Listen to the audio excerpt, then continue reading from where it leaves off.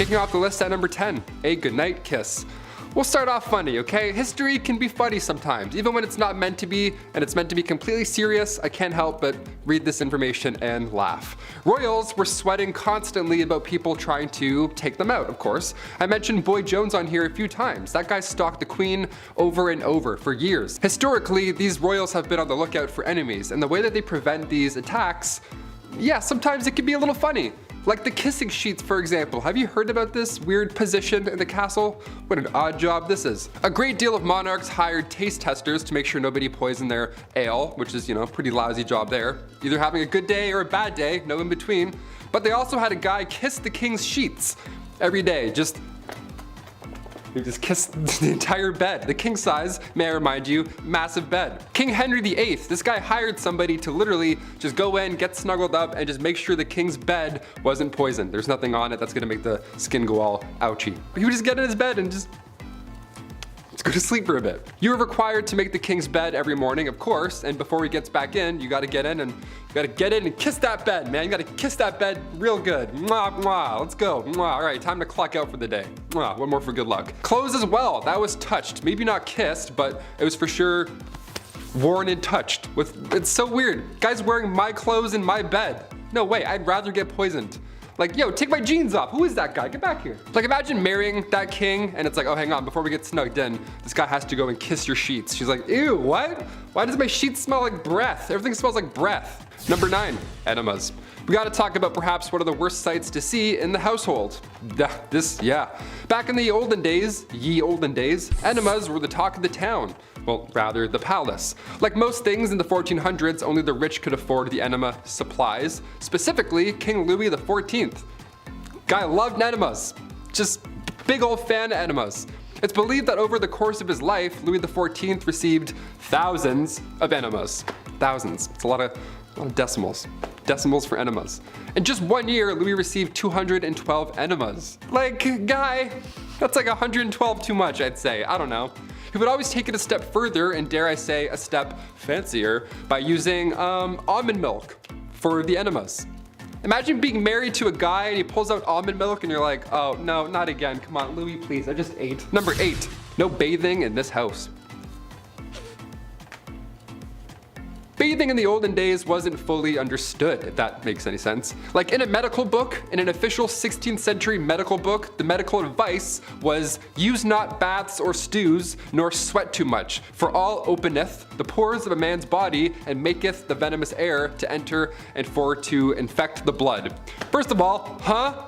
What? What does it even mean? Why is every shred of medical knowledge always written in riddles? God forbid you have bronchitis in the 16th century. A doctor would just be like, ah yes, just a drop of ale and a witch's flick and you'll be on your way. Like, what? Do you have any halls? Help me. Help me, dude. No, I'm just mad. Bro, I have pneumonia. I need medicine. So of course they thought that taking a bath would make you sick. Of course. So King James IV, apparently this guy never took a bath in his life. And his hygiene was so bad that he would sometimes pass lice to others just by being in the same room that he was earlier. So not at the same time, he would come in, do his king stuff, leave, and the lice would be like, pew, and they would just wait in that room and get on someone else. That's so gross. That's horrible. Lice would emit off this man. He's like the stinky kid from Charlie Brown with the stinky cloud. That's just like lice around this guy. Margaret Tudor was married to King James. Yeah, must have loved the no bathing thing, eh? Oh boy. Number 7, Queen Caroline. Queen Caroline. Ba ba ba. She went out in a horrible way. We can't sing about her. History remembers Queen Caroline for the way that she went out. It was bad. It was actually written down in an epigram attributed to the 18th century poet Alexander Pope. Here lies wrapped up in 40,000 towels, the only proof that Caroline had bowels. Again, it rhymes. Why is everything rhyming? This is so awful. Who can be like, yeah, write that down, that's good, that's good. Wait. It does rhyme, that's good, that checks out. Rest in peace. My gosh, her husband, he was certainly no help at all. Caroline was previously married to George IV, and this guy locked her out of Westminster on Coronation Day. So yeah, she went out in a horrible way, but let's not forget the marriage that came beforehand. That wasn't pleasant either. Nothing in this guy or this marriage was pleasant. Number 6, Henry VIII. Of course he's back. He had 6 wives and it was pretty much entirely bad for All of them, yeah. It was the late 1400s. Henry took the throne in 1509. This guy was only 17 years old when all of this madness began to unfold. Only days after the execution of Anne, who I mentioned on part 1 of this list, so days after he married his third wife, Jane Seymour. Anne Boleyn and Jane Seymour's mothers were first cousins, so they were close, and during all of this, they of course went head to head more than once. Jane died shortly after giving birth to Edward VI on October 12, 1537.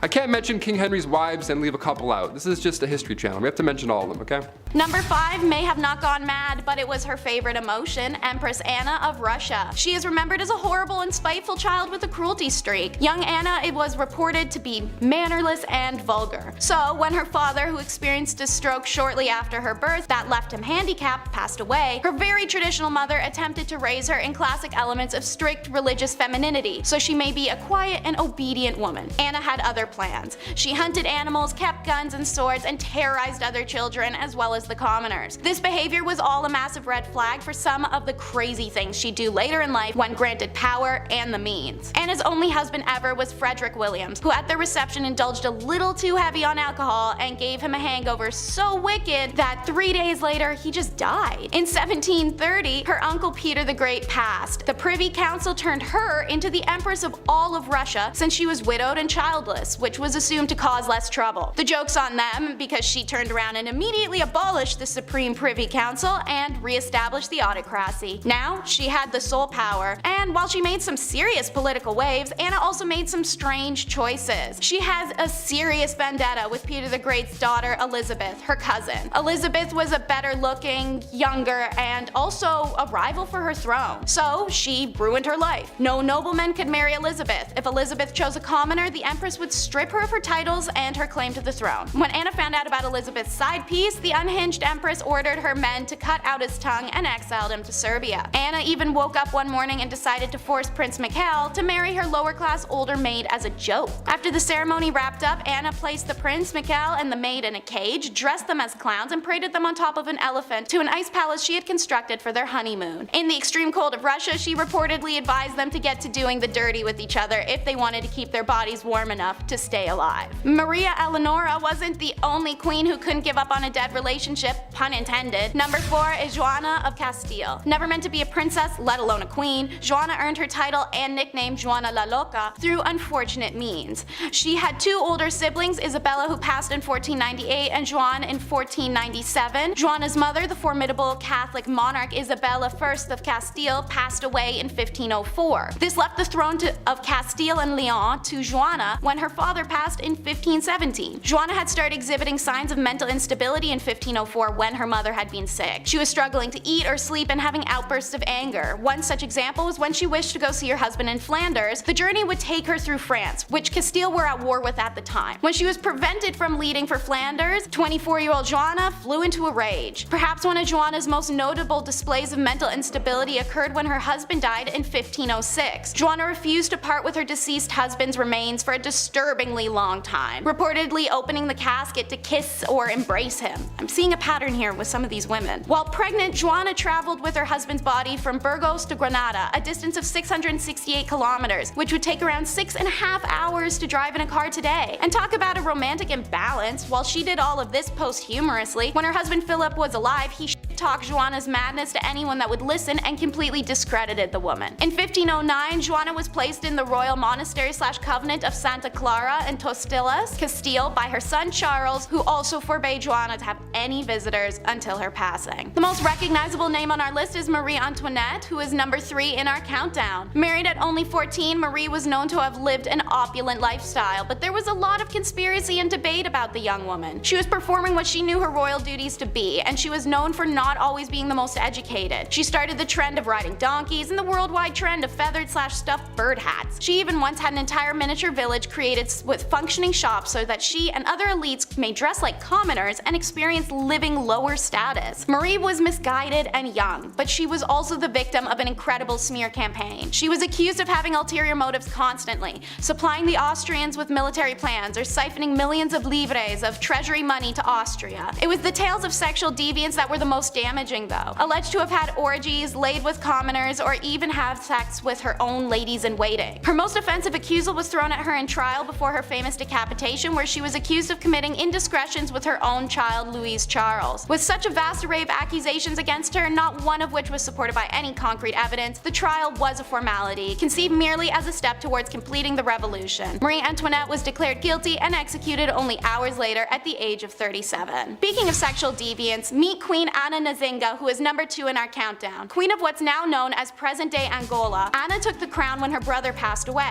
Being Queen of Angola was hard work. Anna managed to keep the Portuguese invaders out for over 40 years alone. So how would you, a tough and titanous queen, decompress? Why, by building a harem, of course. Anna collected the men she found to be the most attractive warriors in her region, keeping a harem of 50 to 60 men close at hand for whenever she, well, wanted to romp in the sack. Spending a great deal of her time strategizing around battlefield in men's apparel, some historians wonder if that's why she required the men in her harem to dress as women. Now, Anna didn't have time to deal with picking who she was gonna sleep with every night, so she devised a unique system. Anna would just have the 2 men who desired her the most that evening fight to the death every night and then bed the winner. The next day, the winner still loses, as she would have them executed. Anna disbanded her harem at 75 when she took on her teenage husband, cementing her status as not only a serious badass who liberated her people and established dominance in an era of men, but also as a cougar. The next queen fought her way to the top of the countdown. Number 1 is Queen Rananavola the First. During her reign of Madagascar, Queen Rananavola the First is remembered as a dangerous tyrant who ruled her island nation with cruelty and an iron fist. Rananavola was a merciless to those who tried to colonize her nation, but also to those inhabiting it. Should crimes, disputes, or discourse arise, Rananavola had a nifty trick to solve it called trial by ordeal. Both parties would be forced to ingest 3 pieces of chicken skin alongside a poison taken from a native plant, Tanjana. Throw up your chicken skins and you're proclaimed innocent, hooray! If you didn't, you were guilty and be put to death, if the poison didn't kill you first. This trial was one of the punishments used in her persecution of Christian colonists, alongside throwing people into rock quarries and live dismemberments. Her horrific list really will go on. Rananavola was such a deadly tyrant that the queen managed to reduce her country's population from 5 million people in 1833 to 2.5 million in 1839, all through means of war, executions, religious persecution, or just settling scores. Depicted as a deranged tyrant even after her death in 1861, many have tried to repaint her image as one of a driven ruler trying to keep her culture and country independent from those trying to grow their own selfish empires. What's your take? But kicking off the list at number 10,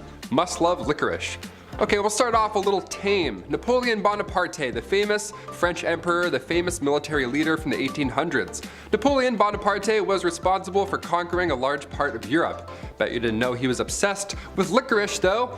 Way too much. He would eat this all day, every day. Ugh, it feels gross. Look, as somebody who can't stand licorice, I already feel bad for Josephine. Licorice breath at any time of the day coming your way? No thank you. I'll hard pass.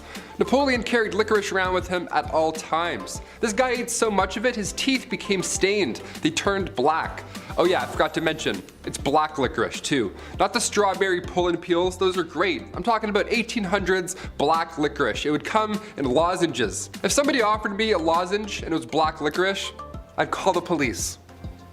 Smack it out of their hands. Number 9, George IV. When it was time for King George III to pass on the crown, of course, next in line, heir to the throne, is his eldest son, also named George. What if you became king in 1820? Would you be noble? Would you do monologues in the sunset as you enriched your homeland? Kings like to do that a lot with their if I had the hair still. Or would you do what King George IV did and make horrible financial decisions every single day? The guy would just party all day as well. He would gamble every day, he would buy expensive stuff that he did not need, and on top of that, he would never do any of his royal duties. Guy wouldn't do his job. His father had to step in, classic. He figured the only way to settle all these new debts set in motion by George IV, in order to clear those up, George now has to marry his cousin, Caroline of Brunswick. The arranged marriage happened April 8th, 1795, and what was supposed to be a happy day for all was a nightmare for all included. They hated each other as soon as they met. I mean, obviously, he was a fool. George got heavily intoxicated for the wedding. He was just hammered the entire time. And then 9 months later, almost to the day, they had a child. And then right after that happened, they went their separate ways. So yeah, horribly unhealthy relationship. Once George became king in 1820, he then tried to divorce her. Like, what a fool. Just let it go. Let it all go. Let her go. Number 8, Filippo Maria Visconti. The Duke of Milan during the 14th century was at first Gian Maria Visconti, but after he was taken out, his brother, Filippo Maria Visconti, had to step up to the bat. As a ruler, Filippo was better. His brother had been cruel previously, hence the untimely departure. So this was a good move at first, so we thought. Now Filippo had to take over come 1412. Filippo was better than his brother on paper. He helped reorganize government finances. He got the silk industry up and running, which we love that. He ended up passing away of natural causes down the road, which is, nothing like his brother. But while he was in power, he never showed his face to anybody, not even people close to him. He hid in his palace most of the time, and it was odd because he thought that he was ugly. That's why he hid his face. Kind of sad, right? Filippo hid his face, and maybe you feel bad for him now, right? Just a little bit. He died of natural causes and he was alone all that time. Yeah, don't feel bad for him. This guy was horrible. He was jealous of his wife Beatrice Lascaris de Tenda because she was twice his age, twice as smart, and twice as powerful. So Filippo had her taken out in a courtyard publicly September 13th, 1418. Yeah, he accused her of adultery just cause he could, and he had some suspicions in his dark room by himself hiding his face. History is ugly, and sometimes it's literally ugly as well. Number 7, George I. King George I, couple of Georges on this list, okay? Long before his British ruling days, George was in Germany. He was actually the elector there, and he'd been married before around 1682. Originally, he married Sophia Dorothea of Seal, but the entire time they were married, it was horrible. George would straight up bring other women home because he just felt like he could. Like he literally argued that he could, given his role. He's like, oh, I could have these women and we could do all this in front of you. Of course, I'm this person of this. Like, no, you're a fool. You're a jerk, really. He would have numerous mistresses and he would purposely flaunt them. So Sophia thought, okay, if you can have numerous side hustles going on, I'll move on myself. So she began seeing a Swedish count. Okay. She began seeing Philip Christoph von Königsmark. Now when George inevitably found out, he was violent at this point. He was upset. He divorced Sophia and then imprisoned her. Yeah, when he became king of Britain later on in 1714, she didn't come with him. Yeah, it's not just horrible with Sophia either. The Duke had also been taken out, sadly. His love for Sophia ended up getting him killed. What a mess. All these Georges are so messy, the worst. If your name's George, don't be a mess. Just be nice. Hit that thumbs up if you're a George. Change the game. Change the stats up. Number 6, heir to the throne. Okay, I kicked out this list roasting Napoleon and his licorice choices, but of course, he's done much worse things than have bad breath and stained teeth.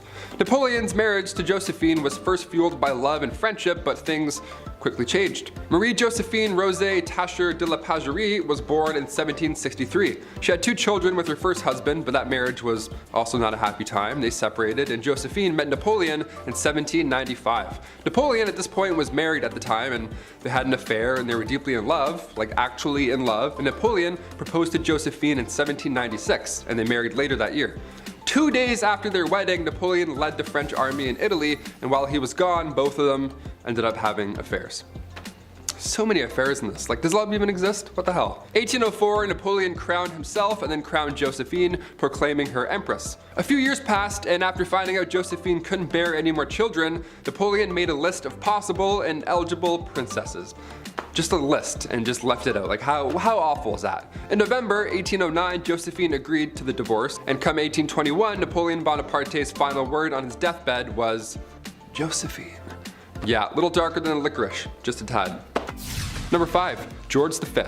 Turned out this guy loved stamps. Maybe a bit too much though, I'd say. It was almost distracting. It was taking up many hours of his day. Like, focus on other things, like say maybe, I don't know, the war. King George V continued to collect stamps during World War I. Everyone's trying to stay alive. George is just in the background like,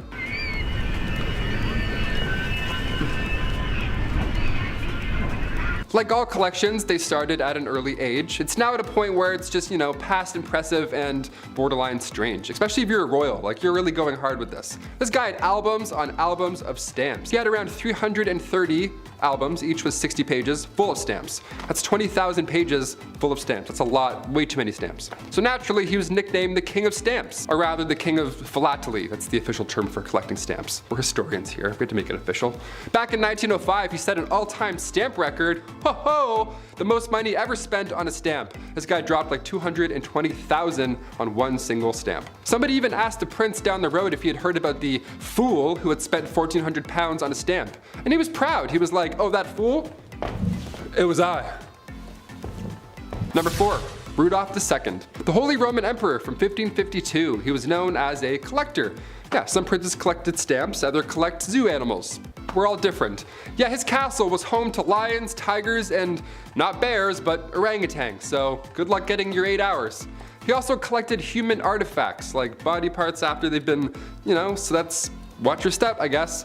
Welcome to MTV Cribs, don't mind the jar of eyes, watch out for the lion's tail, careful. What a mess. He's quite important in history though, I guess. He supported the scientific revolution, and he also poured tons of money into astrology, so next time you read your horoscope, remember it's Bones in the Jar Benny that's responsible for that one. And also, in case you're wondering, yeah, he didn't pay attention to any of his wives or anything like that. He was just, no, jars for me, jars animals, I'm all set. Number 3, Don Carlos. Spanish Crown Prince, the guy who just enjoyed being the worst human alive. Let's talk about him. Back in the mid-1500s, the eldest son to King Philip II of Spain was, yeah, I want to say worse things, but he was just a really bad person. YouTube, he was just a bad guy. Now, it's been noted that he was born with a hunchback and one leg was shorter than the other. Historians like to bring that up first, and how maybe he had the odds against him with these disabilities growing up, and people often feel bad for him a little. To that I say, don't. Nah, don't do it. Don Carlos was made hero of the opera by his dad. Dude was fine. Philip II of Spain? Yeah, he would hurt a lot of people. He would hurt animals and people just for fun. According to historians, Don Carlos once made a cobbler eat a pair of boots because he didn't like how the pair of boots looked. He made somebody eat boots. We're not gonna feel bad for him on Bumblebee today. That's not what we're gonna do. He was also set up to marry Queen Elizabeth of Valois, the eldest daughter of King Henry II, but after a few hours, she was like, no, that's not gonna happen, no way. So she married his father instead. That's what happens. That's what happens when you're In 1564, a few brides were lined up for Don Carlos. Mary, Queen of Scots, was one of them. Margaret of Valois, we know what happened with her, and Anna of Austria. But his mental conditions grew worse and it went south. Shocker. Number 2, Heart of Glass. King Charles VI, once nicknamed the Beloved and then quickly nicknamed the Mad. What happened? After he became King of France in 1380, he would have these episodes, let's call them. He would believe he was made of glass and he didn't want anybody to touch him. He had this glass delusion, which was surprisingly not uncommon, believe it or not, for this time period. Believing you were made out of glass in some way, shape, or form, be it in your head, butt, shoulders, or back, really spiked around the mid-1400s. And Charles VI, aka Charles the Mad, he wouldn't let anybody, not even his wife, near him at all. I'm not making fun of somebody for having a fear like that. I mean, most likely historians believe he was schizophrenic, so obviously I'm not ripping on that. But Alexandria of Bavaria, another royal who had this glass delusion, she too believed she had swallowed a grand piano made of glass, so she had to enter rooms sideways to avoid it shattering. I don't know what's going on with this glass delusion, but I'm glad it went away. I don't know. And finally, number 1, King George IV. Voted as England's worst king by historians, so that should already tell you a good amount of this guy. George was another one of those monarchs who was a little too invested in his, intimate side quests, if you know what I'm saying here, like all these other kings we've talked about. He was a bit busy, being a stupid fool. This man was trying literally everything to get a woman to sleep with him. Although he was the king and he was already set up, he was like, nope, I'm gonna go and keep trying with strangers and random. And he would throw a tantrum if they said no, or he would threaten to end his own life if he didn't get the girl. Like, you know what I'm saying? One of those kind of monsters. He would also keep trophies, lack of a better term, of all these conquests afterwards. He would ask each people that he slept with for a little piece of hair, and then he would keep them. He would store them. Back then it was kind of common, I guess, for lovers to keep locks of each other's hair. Weirdly enough, because you don't have phone numbers or any sort of way to remember someone, photos, I don't know. So you kept their hair. But after the king died, his brother found 7,000 envelopes, each with a lock of hair that was, quote, enough to stuff a sofa, end quote. So yeah, I'll leave you on that note. think there's a hair in my mouth. That's kind of gross. Number 10, Irene of Athens. First off, it's safe to say that all these people were a little spoiled. Like the royal family times 1,000. When you're named after cities, you were like rich. Irene of Athens was Byzantine's empress to Emperor Leo IV and co-ruler from 792 until 797, mother to son Constantine VI, and sole ruler of the Eastern Roman Empire. Yeah, that's quite a resume, Irene. The quote, untimely death, okay, of her husband caused the throne to fall to her. Interesting. Although when Irene's son Constantine was a teen, several revolts tried to make him sole ruler. Mom caught on in 797, and Irene gouged out both of her son's eyes and imprisoned him, dying shortly after. Talk about grounded, dude. Mom's in that unconditional love, huh? A revolt years later overthrew Irene and exiled her to a remote island where Irene died months later. History's dark, huh? She's like, I'm gonna count to 3, and then I'm gonna rip out your eyes. 1, 2... Number 9, Valeria Messalina. Turning the clocks back to 17, you know, the year 17, just 17 AD, a classic. That in 2016, solid years. Metaphorically and literally, ancient Romans paved the way for following civilizations. They achieved some groundbreaking stuff in their time, but the empress of the Romans at that time, from 17 AD to 48 AD, Valeria Messalina, well, she was too focused on a more lavish business rather than ruling over armies at that time. Many accounts in history can confirm this. Pliny the Elder wrote about it as well, so you know it's the real deal. Valeria, she owned a big, fancy house where ladies of the evening would come and go. She made a lot of money. This is where the finest ladies who weren't even involved in that kind of lifestyle or that kind of business, this is where they changed their minds. Know what I mean? It was a big deal. She was changing the game. Because of Valeria and the operation she was running, sometimes Valeria herself would participate in these games, yeah, contests if I may, to see who could tango with the most people in one night. Yeah, Valeria hit 25 in one night, so yeah, I'd say she ruined a few parties for sure. I mean, her husband, Emperor Claudius, would at least agree, no? Number 8, Catherine de' Medici. Catherine de' Medici was an Italian noblewoman born into a famous family. She was Queen of France from 1547 to 1559 with marriage to King Henry II, and mother of 4 future French kings, Francis II, Charles IX, Henry III. The years during which all her sons reigned have been called the Age of Catherine de' Medici, as she has extensive influence in politics in France at the time. Yeah, I'd say so. I mean, she raised those boys. She was like the secret hand making all the decisions, but she was cool and subtle. She's basically the Kris Jenner of her time. She married Henry, second son of King Francis, and after the king took part in some friendly jousting, he was smashed in the face and the splinters took his life days later. Ouch. Catherine then and her frail 15-year-old son were king and queen. When he died, she took power again till her 10-year-old son was ready. After that, he died, same thing for the third son. The age expectancy was abysmal back then. She ruled with her youngest until her illness in her late 40s. Number 7, Queen Ranavalona I, the last queen of Madagascar. Where to begin? Queen Ranavalona, one of the worst in history. She was born in 1788 and she ruled over the kingdom for 33 years. She was cruel, violent, and would often choose violence first in order to preserve independence over the island. She's known as the most ruthless queen in history. After the death of her husband, she just went mad with power. It's pretty sad. In the late 1700s, the king brought peace to the land, but of course there were traditionalists who opposed him, as everywhere that happens. And the king's uncle at one point tried to take him out, but a local warned the king. Okay. The king repaid said local by adopting his daughter being Ranavalona. And now she was set to marry his son, Prince Radama. Now when her prince was alive, they didn't get along, and then come 1810, the king passed away, giving Ranavalona the promotion of a lifetime. It's also theorized, of course, that she, you know, poisoned him, so that's probable and horrible. Ranavalona kept away the advances of the French and the British and left bodies of those who tried to attack out for display on the beach. Yeah, just to give you an idea of how she handled things. Yuck. Number 6, Bloody Mary. England's first female monarch, Mary I, ruled for just 5 years. The only surviving child of Henry VIII and Catherine of Aragon. Mary took the throne after the brief reign of her half-brother. They say she was an evil queen, but after doing my homework, yeah, I'd have some chips on my shoulders as well. Married at 9 and 11? Everyone's just yelling at you because you're too young to have kids? Yeah, that's awful. She was promoted and demoted so many times, no wonder she did what she did. Every time she was close to the throne, all of a sudden her family tree was just like rearranged by law. Her dad decided to go down the other family route. Nice, nice. She's infamously remembered for burning 300 English Protestants at the stake, which earned her the nickname Bloody Mary. Her brother found a loophole with religion, so she was like, oh, okay, yeah, go ahead. Yeah, light him up. She's also famously remembered as teaming up with her half-sister Elizabeth I and ruling together as sisters, making them the first 2 British queens. She was spoiled from birth, but she's kind of a badass. Anyone that did her harm, past or present, they were either sent to the Tower or the chopping block.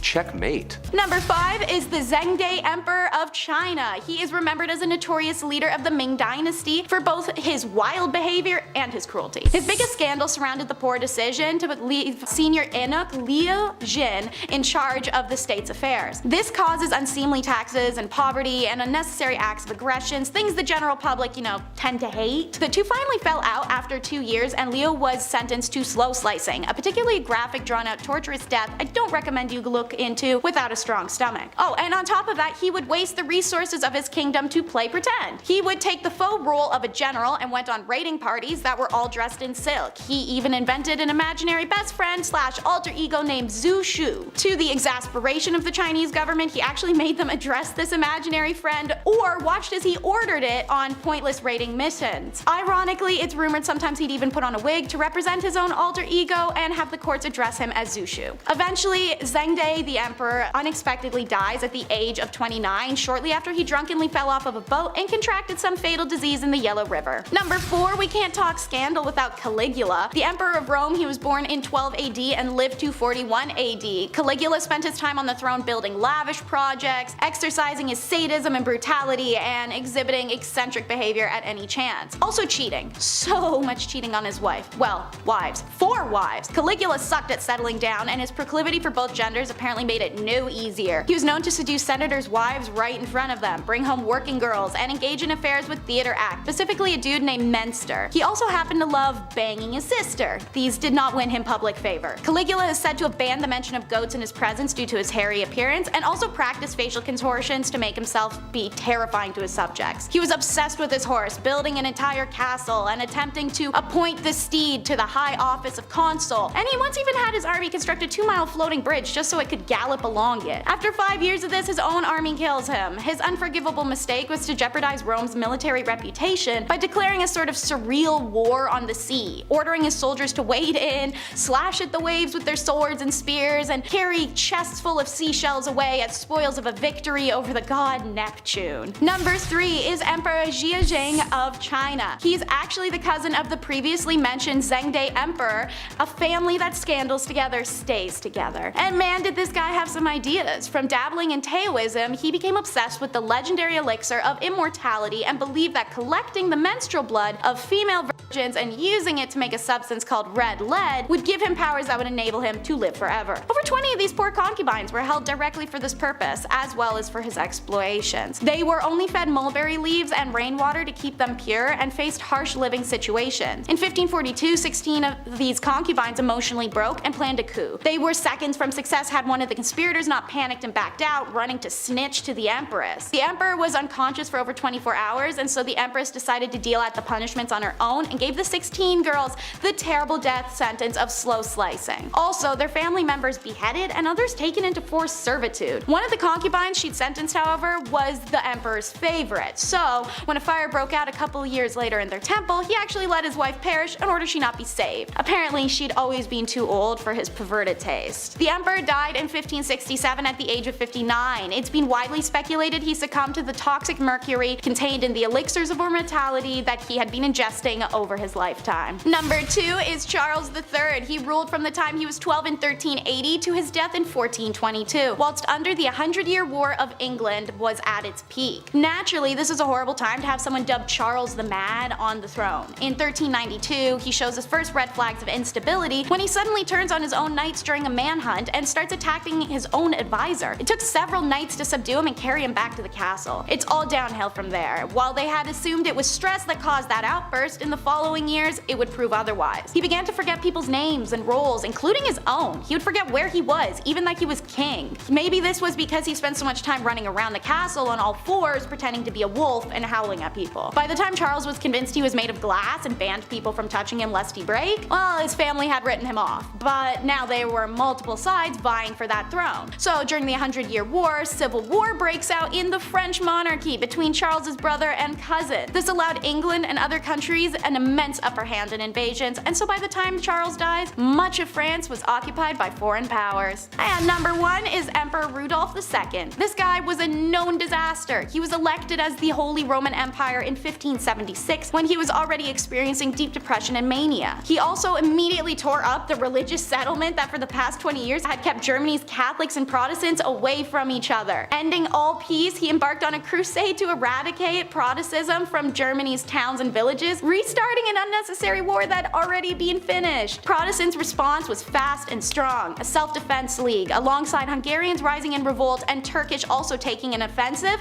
Rudolph ran his up to Prague Castle and hid, refusing to speak to anyone. This scandal has the Habsburgs replace Rudolph with his brother Matthias, who undoes all the damage by restoring religious peace to Germany and signing treaties with the Turkish and Hungarians. Rudolph has a tantrum over this and starts the Turkish War again. So the Bohemians appeal to Matthias again for help, and in 1611 Rudolph was forced to hand power over to his brother once and for all. He died a year later, only after laying the foundation for the disastrous 30 years of war that would tear Europe apart within 6 years of his death. In at number 10 is Ludwig II. Ludwig operated as the King of Bavaria from 1845 to 1886. He was an opera fan, builder of dream palaces, spendthrift, deposed monarch, and likely the victim of a coup. So, Ludwig was an enthusiastic consumer of art, so when he was appointed to the throne at just 18, he exploits his status for entertainment. He funds his hero, the composer Richard Wagner, on some of the era's most renowned operas. He also built Neuschwanstein?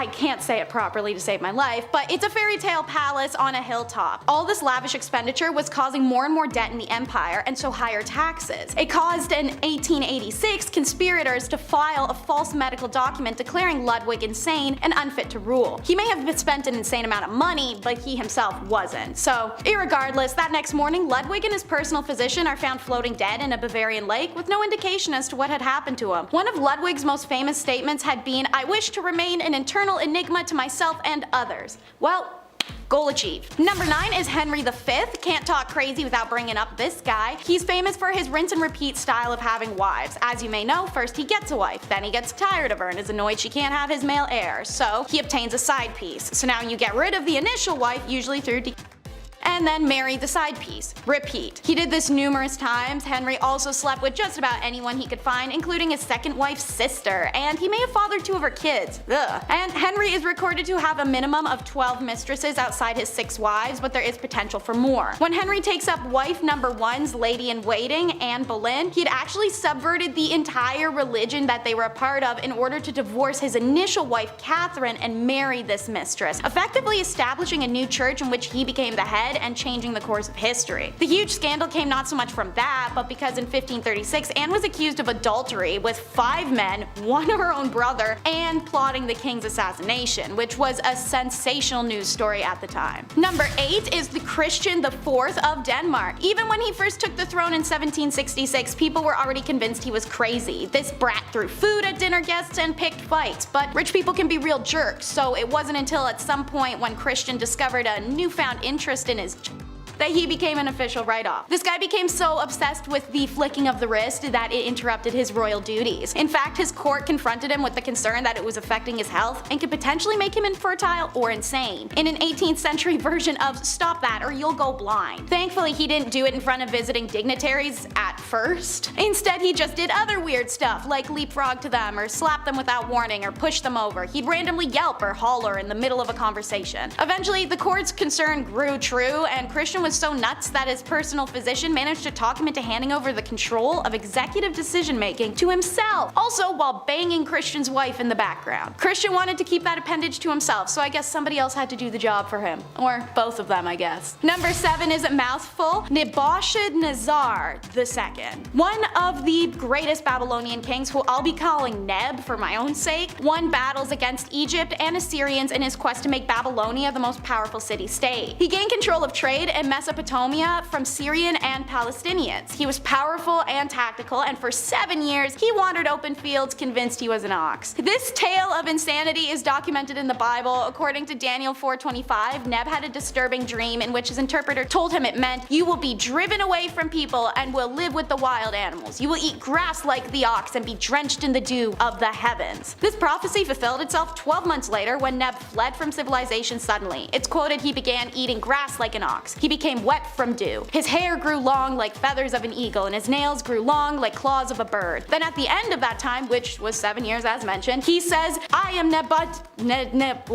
I'm Neb. I looked up toward the heaven and I was right in my mind again." Ironically, there's actually a medical term for this. Boanthropy is a psychological disorder where a sufferer believes they are a cow or ox. So I guess this happened enough times for a term. Number 6 is a wacky dude, Ibrahim of the Ottoman Empire. Ibrahim's scandals are more ridiculous than empire crumbling. He was known for a deep, passionate love of plus-size women. Not in a I like 'em thick kind of way, but Ibrahim's juices started flowing for obese women. So this sultan had his agents track down the largest woman in the entire Ottoman Empire, said to have weighed about 280 to 300 pounds. The sultan was so delighted by her he gave her a high government salary and the title of governor of Damascus. Also the cute nickname Seke Pere, which translated means a piece of sugar. Ibrahim wasn't even fully right in his mind before taking the throne. In the Ottoman Empire, it was normal for sultans to slaughter their entire family to ensure there are no corruption or attempts for the throne. Ibrahim's older brother actually let him live because he seemed so mentally ill, even as a prepubescent, to ever even be a threat to the throne. Which, by the way, Ibrahim only ever got because his brother died prematurely without heirs. So after drowning 280 concubines for having another man touch them and feeding tons of gold coins to fish in his palace pool and some other weird stuff, his reign was cut short when a coup led by the Ottomans' highest religious leader, as well as his 6-year-old son, had him strangled. Number 5. Empress Agrippina. Continuing on from 48 AD, the next leading lady in charge of ancient Rome was Julia Agrippina. And right off the bat, she was already spoiled. Yeah, she lived a lavish life. Her husband was the emperor, of course she did. She had a family, but still, that somehow all wasn't enough for Empress Agrippina. And she wanted more. Julia was quite ambitious, and she spent most of her early life trying to dethrone her predecessors, of course, as one would. She believed that her and her son had a claim to the Roman throne by birthright, so she lied her way into royalty by tricking her uncle Claudius into changing Roman law just so they could get married. Yeah, love it. Gotta change the rules, I guess. We can do that? Okay. Suddenly though, after they got married and she became empress, suddenly, just out of the blue, oh no, Claudius passed away. Crazy. Most people think Julia had something to do with it. That's likely the case. The Empress and her son Nero went on to rule Rome from 49 to 54 CE. Julia stayed by her son's side for as long as she could so she could, hold on to that little bit of power, but eventually Nero got tired of his mom talking over his shoulders. He's like, you know what? No, you go to your room. How does that sound? Nero then had her forced out of said power, and Julia, as you could imagine, was furious because power was the one thing in the world she desired the most. And so she rallied a group of supporters to try and, overthrow the power, but plans backfired and she was expelled instead. Yeah, I'm watching a lot of Survivor right now. In Survivor, we call that a blind side, Jeff. Here we go. I'm so sorry. I'm sorry, Ptolemy, I had to. Number 4. Diane de Poitiers. Diane de Poitiers was a French noblewoman. She held power and influence as King Henry II's royal mistress and advisor until his death. And at the tender age of 15, Diane was married to Louise de Breze, the much older and grandson to the King of France. They had 2 daughters, Francois and Louise. After his death, she took interest in another very powerful man, her childhood crush, friend, and the new king. Henry married to Catherine de Medici. Wait, like that? Catherine? Yeah. Oh yeah, talk about a bizarre love triangle of power. After he got clocked in the face and died in a jousting accident like I said before, Diane adopted the habit of wearing black and white for the rest of her life. Queen Catherine de Medici soon assumed control though, restricting her access to the royal chambers from Henry's deathbed and not even allowing her at the royal funeral. I mean, she's a married woman. Wives and their husbands' mistresses. Copying her style, stealing her man and her crown, she was exiled, comfortably. Like early rich retirement. Spoiled. What do you think? Number 3. Princess Margaret. Princess Leia wasn't the only rebel, okay? Princess Margaret, I have to mention, she partied with rock stars during the 60s, okay? I'm not gonna leave her out of this list. The Queen's younger sister was known as the rebel princess. She was seen for years and years as this badass, I guess, in the media, whatever. She passed away in 2002, but even to this day, we're trying to piece together her love life. Yeah, Pablo Picasso actually wanted to marry the princess. How fun is that? Also, I didn't realize how recent Pablo Picasso died. That was alarming. That was a wake-up call. Guess my whole life's a lie. Sick. Hit that thumbs up button if you also agree that Pablo's more recent. Insane. Her wedding was the first to be aired on TV, okay? She was a big deal. The first televised royal wedding took place on May 6, 1960. Now, in 1968, word had spread that the princess had an affair with nightclub pianist Robin Douglas Home, who just a year and a half later sadly took his own life. And then come 1973, paparazzi got photos of her with a landscape gardener on her private island. Ooh la la. Ooh, big zoom on that one. One of the more unusual facts surrounding Princess Margaret was that she was cremated. Yeah, she had chosen to break tradition so that her ashes could be shared in the same tomb as her father. Yeah, how dare her decide what she wants to do with her body post-death. Number 2. Cleopatra. Talk about spoiled. Cleopatra Philopator was queen of the Kingdom of Egypt from 51 to 30 BC and its last active ruler. From both Roman and Egyptian blood, Cleopatra accompanied her father, Ptolemy XII, into exile to Rome. But after a revolt in Egypt, his rival daughter Berenice claimed his throne. Ooh, siblings, am I right? What are you looking at? Berenice was killed in 55 BC when Ptolemy, her, and Cleopatra's brother returned to Egypt with a Roman military and took revenge. Yeah, more siblings. When dad died, the reign of Cleopatra and her brother Ptolemy XIII was born, and short-lived, because arch nemesis Julius Caesar and him kinda hated each other. And yet, another war. Cleopatra sided with her brother's foe this time. Yeah, lots of switching sides back and forth, huh? Not a lot of loyalty in these families. I don't know. Eventually she cheated on him with Mark Antony, resulting in yet another war. After Antony was defeated, it led her love to take his own life out of shame and guilt. When Cleopatra found out about this, she poisoned herself, following him into the afterlife. Yeah, that's loyalty. That's true love. The OG Romeo and Juliet. Also, Shakespeare does a wonderful show around the affairs and power of these two. Eternity was in our lips and in our eyes. Antony, Act 1, Scene 1. That's beautiful. Beautiful, lovely. And number 1, Clara Ward. Back in the late 1800s, the name Clara Ward would stir up quite the conversation. She was famous, but you know, for all the wrong reasons, of course. All it took was her bumping into a European royal. That's it, the rest is history. Since birth though, Clara was born into money. She didn't even need a royal husband in the first place, okay? She was born into a wealthy industrialist family. But she would sometimes visit the family mills, you know, make it look good, shake some hands, get some photos. Hey, yeah, nice button, awesome, see you later. She's involved, you know, she's part of the team. But then she crossed paths with the Prince of Karaman, Kime. He was there for trade, but when he left, he brought back with him said wife. People were freaking out at this point. A royal married a common American girl? This is unheard of. She was the talk of every town. See, unlike Meghan Markle, Clara loved to show off her newfound wealth. Some loved her in her image, others not so much. The marriage only lasted 6 years. Clara eloped with a Hungarian musician, and after her divorce, she turned to modeling. So yeah, it seems like she was in it for one reason. I don't know. I feel like she enjoyed the clout, just a little bit, right? Just a bit. In our number 10 spot, we have Irene of Athens. Starting off this list today, we are heading back to the Byzantine Empire. Irene of Athens was the mother of Constantine VI,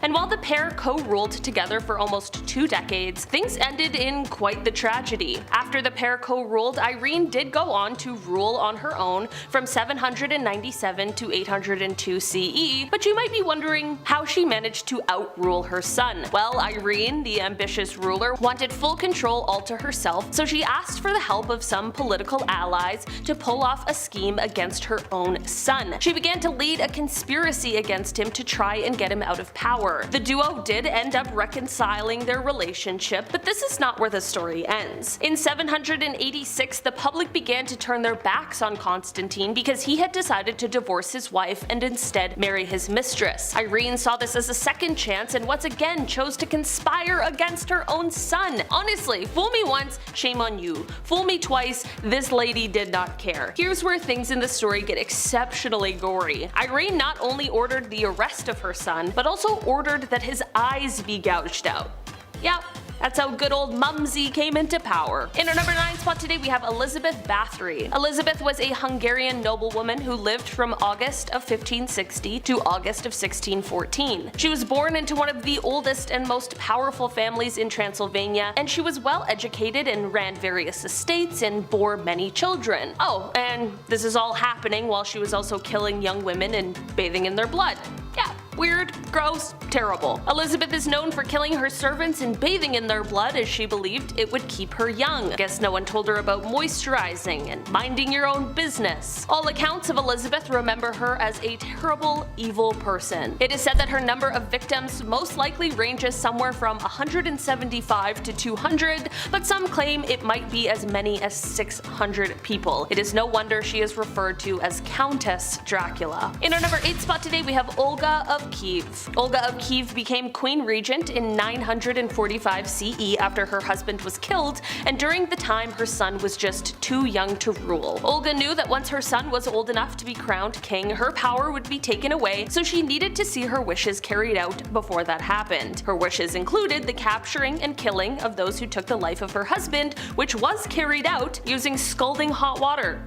Yeah, don't even want to imagine what that would have been like. Don't kill the king, I guess. Historically, it doesn't seem to work out well. Apparently, in doing this, however, Olga developed a bit of a bloodthirst, and she would not rest until everyone associated with the people who killed her husband were all eliminated. She is the ultimate ride or die. It seemed like if you even looked in the wrong direction or breathed in the vicinity of someone who had something to do with the king's slaying, you could kiss your own life goodbye. Olga took hundreds of people out of the tribe that the killers were from. She devised a plan to bury the tribe leaders alive, and she even came up with a plan to set fire to their entire village. It is said that Olga may have locked the tribe's leaders in a bathhouse and burned it down, but we don't know for sure. All we do know is that she was not okay. In our number 7 spot today we have Wu Zetian. Throughout the long and storied history of China, there has only ever been one woman who held supreme power, and that is Empress Wu Zetian. Of course, considering this historic feat, she wanted to ensure that she kept her power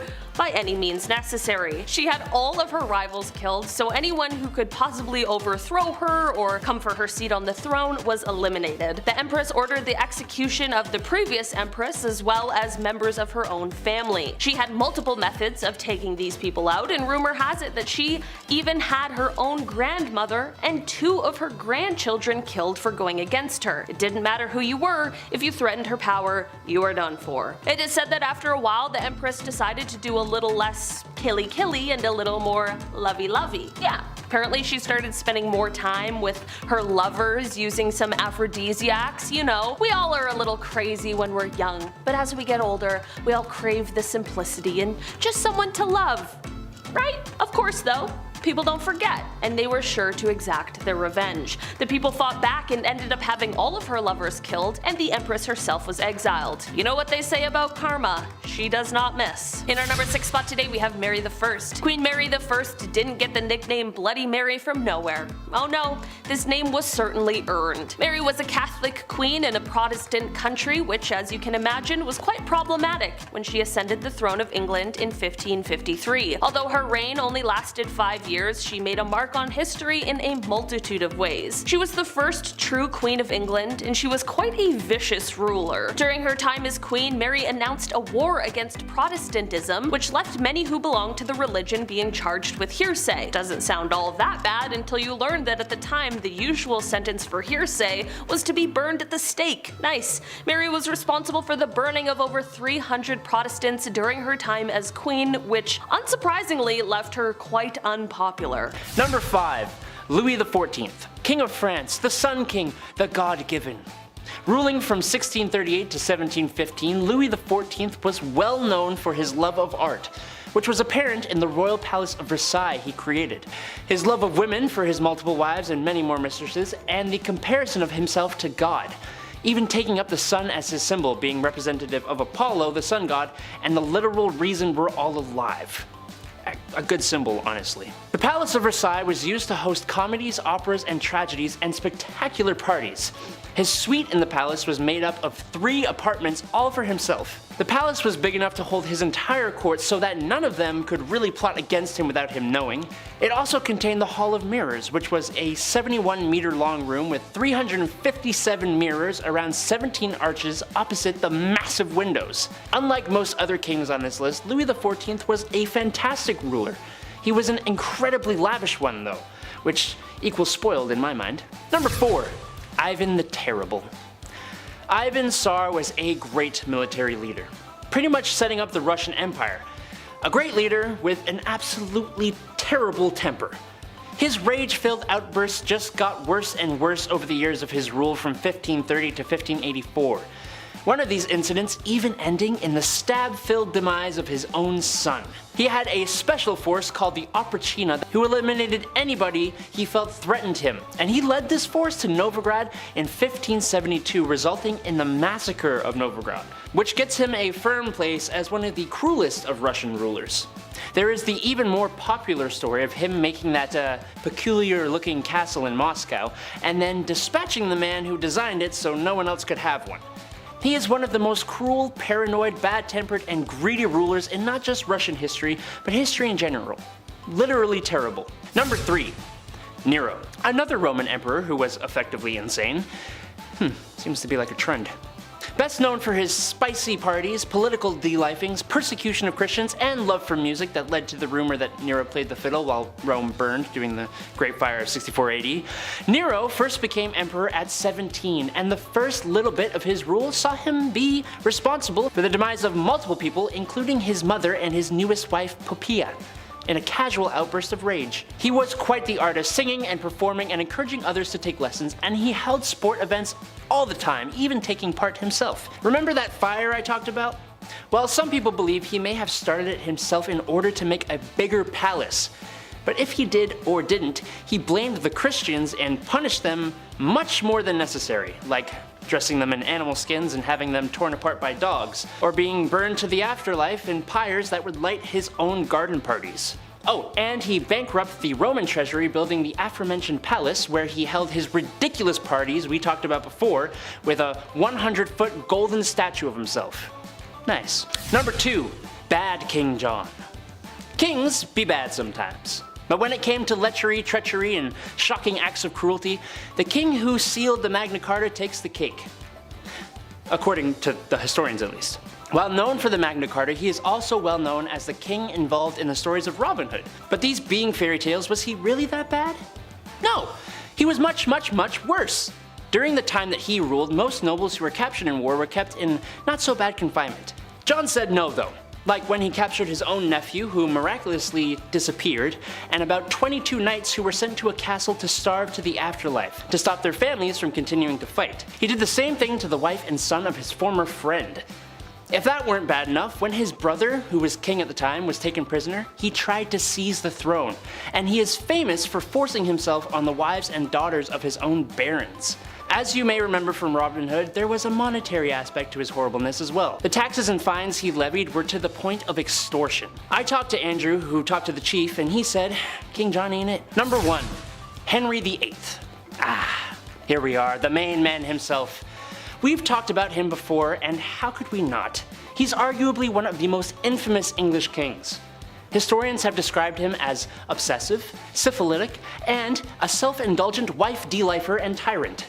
These historians probably leave the best Google reviews. It's not just his whole multiple wives to find a male heir situation that makes him spoiled. Well, kind of it is. To achieve his personal ends, he literally spurred on a religious revolution that created the Church of England, the formal end of monasteries, and the Reformation. Which is hilarious because he wrote a treatise against Martin Luther that had him named Defender of the Faith by the Pope. Ironic. He, like many of the others, was a lover of art, music, and sport, at least in his younger years. But he was also an incredibly costly ruler. While he unified much of England with Wales and Ireland, in 1520, with King Francis I of France, Henry co-hosted the Field of the Cloth of Gold, which was incredibly lavish and showed off his immaturity. Speaking of immaturity, there are tons of cases where people were separated from their heads simply for not giving him what he wanted, including some of his friends and his wives. A great number 1 for this list, in my opinion. At number 10, Caligula. This guy reigned for 4 years, and the amount of straight up excess he demanded led him to be the first Roman emperor to be assassinated. Caligula was 25 years old when he took power in 37 AD, and he was great! He announced political reforms and recalled all exiles, but within the same year he contracted an illness that sent him a little loopy. Like to the degree of ordering hundreds of Roman merchant ships to form a 2-mile floating bridge across the Bay of Bauli so he could spend 2 days galloping back and forth across it on his horse Incitatus. Oh, speaking of his horse, he loved that animal so much, giving him his own house with a marble stall and ivory manger. And he almost appointed the horse consul before Caligula met his end. It got worse in the years after his demise, like in 39 and 40 AD when he led campaigns to the Rhine and the English Channel, where he actually avoided battles and instead did things like commanding his troops to plunder the sea, which means gathering shells in their helmets. The perfectly sane kind of things that you do when your favorite quote is, "Remember that I have the right to do anything to anybody." Number 9, Ramses II. He literally has the most statues of himself of all the 4,000 years of Egyptian pharaohs. That is really all I gotta say, actually. Ramses II was undoubtedly the greatest pharaoh. I don't know if that justifies his spoiled ways, but it helps explain them at the very least. He was a master builder, a war hero, and brokered peace all around over his crazy long reign. But he was also really good at the whole propaganda thing. Like I said, he has statues of himself all over Egypt that even to this day are hard to avoid. Not to mention all the buildings built in his name, including a whole temple to himself and one to one of his wives, Nefertari. He moved the capital from Thebes to the new capital he created, named, unsurprisingly, Pi Ramses, from which he ruled for 67 years, had literally hundreds of children and dozens of wives. He also, kind of hilariously, renovated statues and temples erected by previous pharaohs with his tag, either to pay respect or, what I'm going to go with, just to say, look at this big statue of some other dude, but always remember, trademarked by Ramses the Great. P.S. I'm awesome. Number 8, William II. Usually being overshadowed by his father William the Conqueror and his successor Henry I, William II wasn't a well-liked king, particularly by the church, because William kept positions for bishops empty so he could take their incomes, which made me laugh when I read it actually. The Archbishop of Canterbury Anselm really had an issue with William, even going into exile until William ceased to live. But this just left the revenues of the Archbishop of Canterbury vacant, making William able to claim those funds as well until the end of his reign. He obviously was not a fan of the church, but his armies definitely were a fan of him. He was great when it came to warfare, and was able to pretty much guarantee loyalty by showing it. William didn't have any heirs or wives, which led people to question his preferences, if you know what I mean. He ultimately met his end at the tip of an arrow during a hunting accident, but he was always remembered for being ruthless and giving in to his vices. Number 7, Murad IV. Something about kings being great also goes hand in hand with them being terrible at the same time. 17th Sultan of the Ottoman throne, Murad IV came to power in September 1623 at the age of 11. But since he was so young, the Ottomans were ruled by his mother, Kosum Sultan, and other relatives, who did a pretty horrendous job. As a tween, he walked around the cities dressed as a commoner and would keep a list of those he could benefit from and those he could punish. At 11. At 21, he took control and also took some extreme precautions in order to eliminate the corruption within the empire, banning the use of alcohol and tobacco and coming up with severe measurements for the regular collection of taxes. Murad IV would never be okay with people disobeying his laws and directives, even going around the city in plain clothes to check any undisciplined actions by the locals, and he would personally punish the offenders. He did a lot for the Ottomans, but boy was he harsh about it. He destroyed coffee houses, like, come on man. Number 6, Phalaris. Phalaris of Akragas was a tyrannical Sicilian ruler from around 571 to 554 BC. And this dude was so bad his own people overthrew him after his 16 years of rule.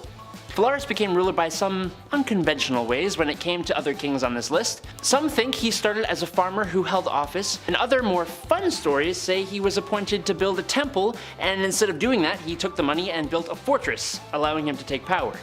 He expanded the territory of Akragas from the south coast of Sicily all the way up to the north coast, but he was known much better for how gosh darn cruel he was. The most famous story would have to be the one of the Brazen Bull. An engineer was hired by Phalaris to create a new device for doing heinous things to his prisoners. The engineer presented him with a bronze bull. There was a door that could be opened to place a prisoner inside, then they would light a fire underneath, heating up the bull and causing the poor soul inside to thrash about and yell, making the bull seem alive. He then used it on the engineer. Thanks to the citizens' revolt though, he got to be the last victim of the bull. Looks like karma's a bull. In our number 5 spot today, we have Caterina de' Medici. Caterina was an Italian noblewoman born into a famous family. She was Queen of France from 1547 to 1559, with marriage to King Henry II, and she was the mother of 4 future French kings. It wasn't exactly surprising news that her husband, Henry II, had a lifelong affair with a mistress, but on his deathbed, when he was begging to see his mistress, Caterina refused and left him to die a lonely and painful death. Do I entirely blame her? No, but it's also a pretty heartless move, you know what I mean? The daughter of the queen, Margaret, was said to be rebellious, but her mother wasn't just going to let her get away with it. The mother and daughter would fight over the married daughter's extramarital affairs, and it is said that Caterina's scream could be heard echoing throughout the palace. One fight between the two even saw her locking her daughter up in a castle, never to see her again. In our number 4 spot today, we have Agrippina the Younger. Roman Empress Julia Agrippina of Rome was pretty spoiled. She lived a lavish life. Her husband was the emperor and she had a family, but that just wasn't enough for her and she wanted it all. Julia was quite ambitious and she spent most of her early life trying to dethrone her predecessors. She believed that she and her son had a claim to the Roman throne by birthright, so she tricked her way into royalty by tricking her uncle Claudius into changing the Roman law so that they could get married. Suddenly though, after they got married and she became empress, Claudius died. Could be a really convenient coincidence, or it could have been a totally planned hit. I'm not accusing anyone, I'm just telling you what the word on the street is. She and her son Nero went on to rule Rome from 49 to 54 CE. Julia stayed by her son's side for as long as she could so that she could hold on to her power, but eventually Nero got tired of his mother manipulating him and he had to force her out of power. Julia, as you could imagine, was furious because power was the one thing in the world she desired the most, and so she rallied a group of supporters to try and overthrow him, but the plans backfired and she was expelled instead. In our number 3 spot today, we have Maria Eleonora. Maria of Brandenburg, the Queen of Sweden, has quite a horrifying story that relates to the birth of her daughter. Apparently, Maria wasn't feeling the overwhelming joy of childbirth because although she was hoping for a son, she gave birth to a daughter, Queen Christina. Maria wasn't shy about her opinion. She apparently screamed that she was given a dark and ugly daughter with black eyes. Okay, it's kind of rude. She referred to her new child as a monster and apparently just absolutely did not want anything to do with Christina and would have rathered that she just didn't exist. Apparently she even placed Christina to sleep next to the corpse of her father who had passed away. It's like a different kind of messed up. Things clearly weren't right with Maria. In our number 2 spot today, we have Queen Isabella. Isabella co-ruled Spain from 1451 to 1504 with King Ferdinand II, and during her reign she had some pretty horrific views and feelings. She wanted to get rid of all Spanish Muslims and Jewish people from her kingdom. Sounds a bit like another evil ruler from history. In 1492, she ordered that all Jewish people either convert to Catholicism or get thrown out of the kingdom. She made them all come to Spanish court to either pledge their faith to Catholicism or get exiled from Spain. How horrible is that? The queen has also been attributed with establishing the Spanish Inquisition, which definitely is not a historical highlight. Both Isabella and Ferdinand are often said to have done great things for Spain, which in some cases is true, but at what cost cost and for what reason? In our number 1 spot today we have Ranavalona I, the last queen of Madagascar. She ruled the kingdom for 33 years from 1828 until 1861. There is no doubt that she was committed to her kingdom and that she would do anything for it, but in this plight, she was cruel and violent. She initially came to power after the death of her husband, and once she had it, she was not letting it go. The queen was able to keep away the advances of the French and British, and she left the bodies of those who tried to attack out for display on the beach. In 1845, the queen ordered 50,000 subjects to build roads across the jungle for 4 months. They were meant to have this massive buffalo hunt. Well, she clearly wasn't thinking everything through, because 10,000 of those poor souls died of starvation and exhaustion, and not one buffalo was hunted. Some records of history state that she even had her own uncle executed in order to protect her power, and there is an even more gruesome story. Some people even state that she ended her own mother's life by starving her to death. That is some epic level of evil, if it's true. Starting off this list in our number 10 spot we have Ivan IV, more commonly known as Ivan the Terrible. He was the son of Vasily III, who is the Rurikid ruler of the Grand Duchy of Moscow. After his father's death, however, at just 3 years old, Ivan was named the Grand Prince, and by the time he was 16, he was declared as the Tsar or Emperor of Russia, officially establishing the Tsardom of Russia. Ivan and his reign are certainly known for the transformation of Russia from a medieval state to an empire, but not without a huge cost to the people of Russia, as well as a hit to the long-term economy. Ivan has been described as being intelligent and devout, but also prone to paranoia, rage, and episodic outbreaks of mental instability that only increased the older he got. One of the main points of extreme violence and viciousness was the massacre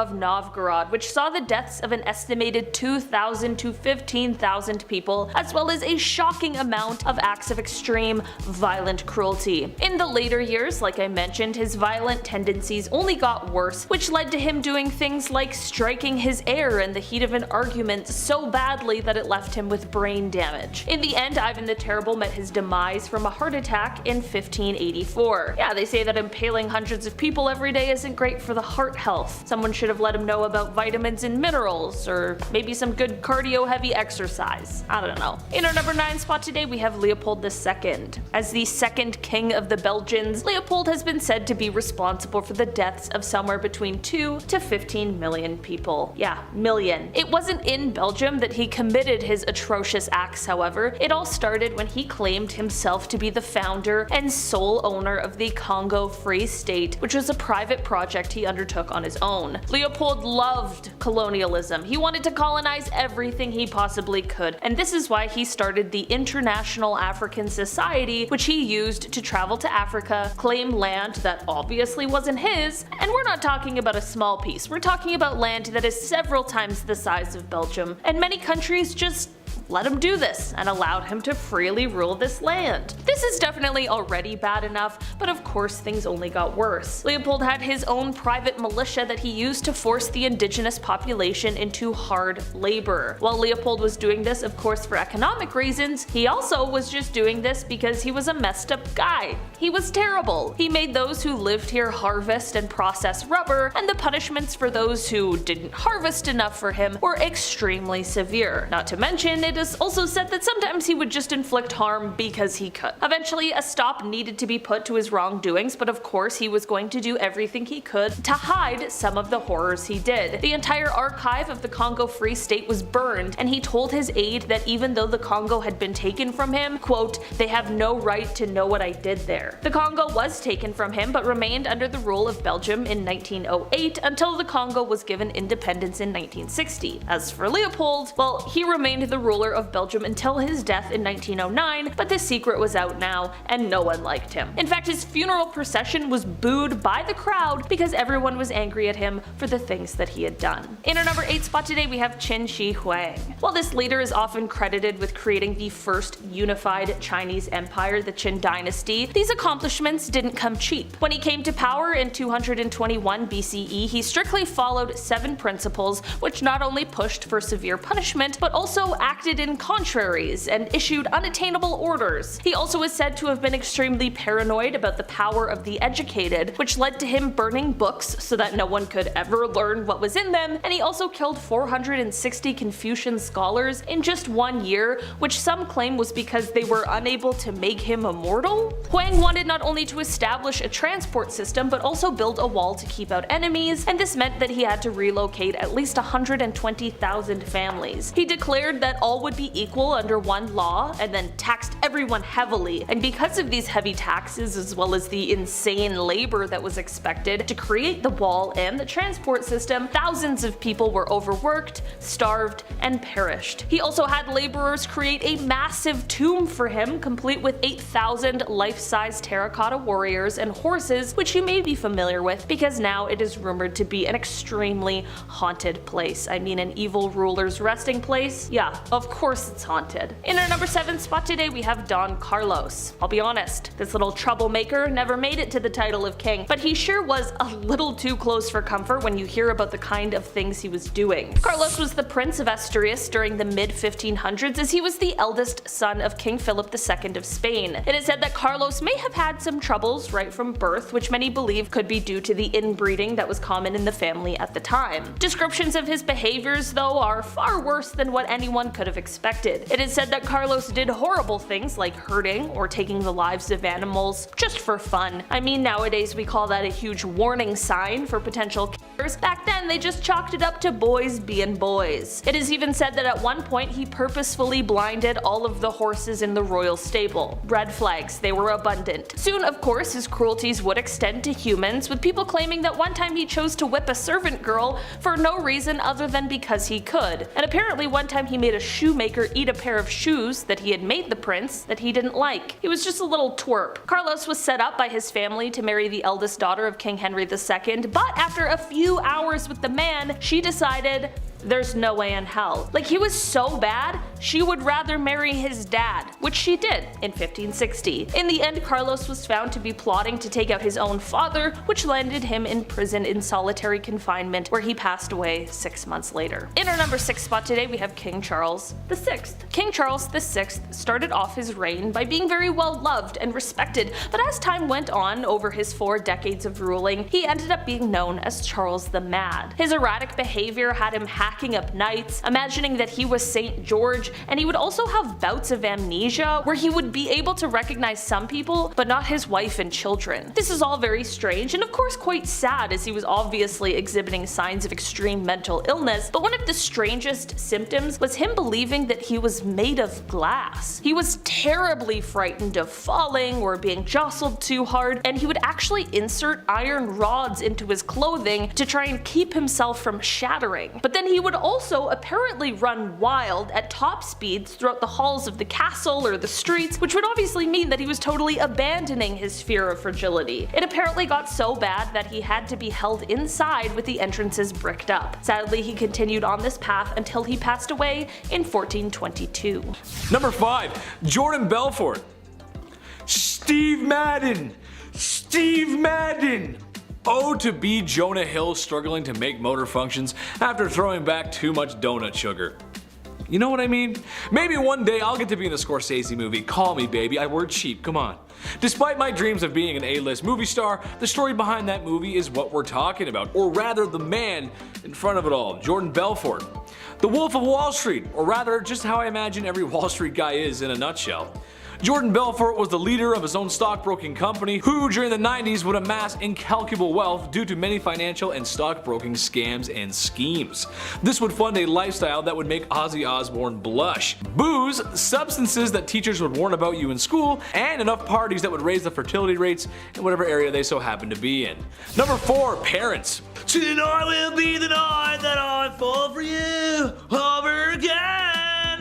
Remember being 13? I know. Some of you are lucky that Facebook wasn't around when you were 13, because my generation now has archives of all the cringe things we used to post. Seriously, go back and look, it'll surprise you. That includes cringy song lyrics. However, when I think of rulers who are scandalous, sometimes I think of home. Not my home, but people in general. Now that we are all adults and we can all agree that our parents were right most of the time, but there's still a few times that they were wrong, weren't they? Yeah, 100% wrong. I'm not upset. Who's upset, dude? Dude, don't touch me. I'm fine, bro. I'm not upset. Mom, leave me alone. God. Number 3, Napoleon Bonaparte, the Corsican ogre.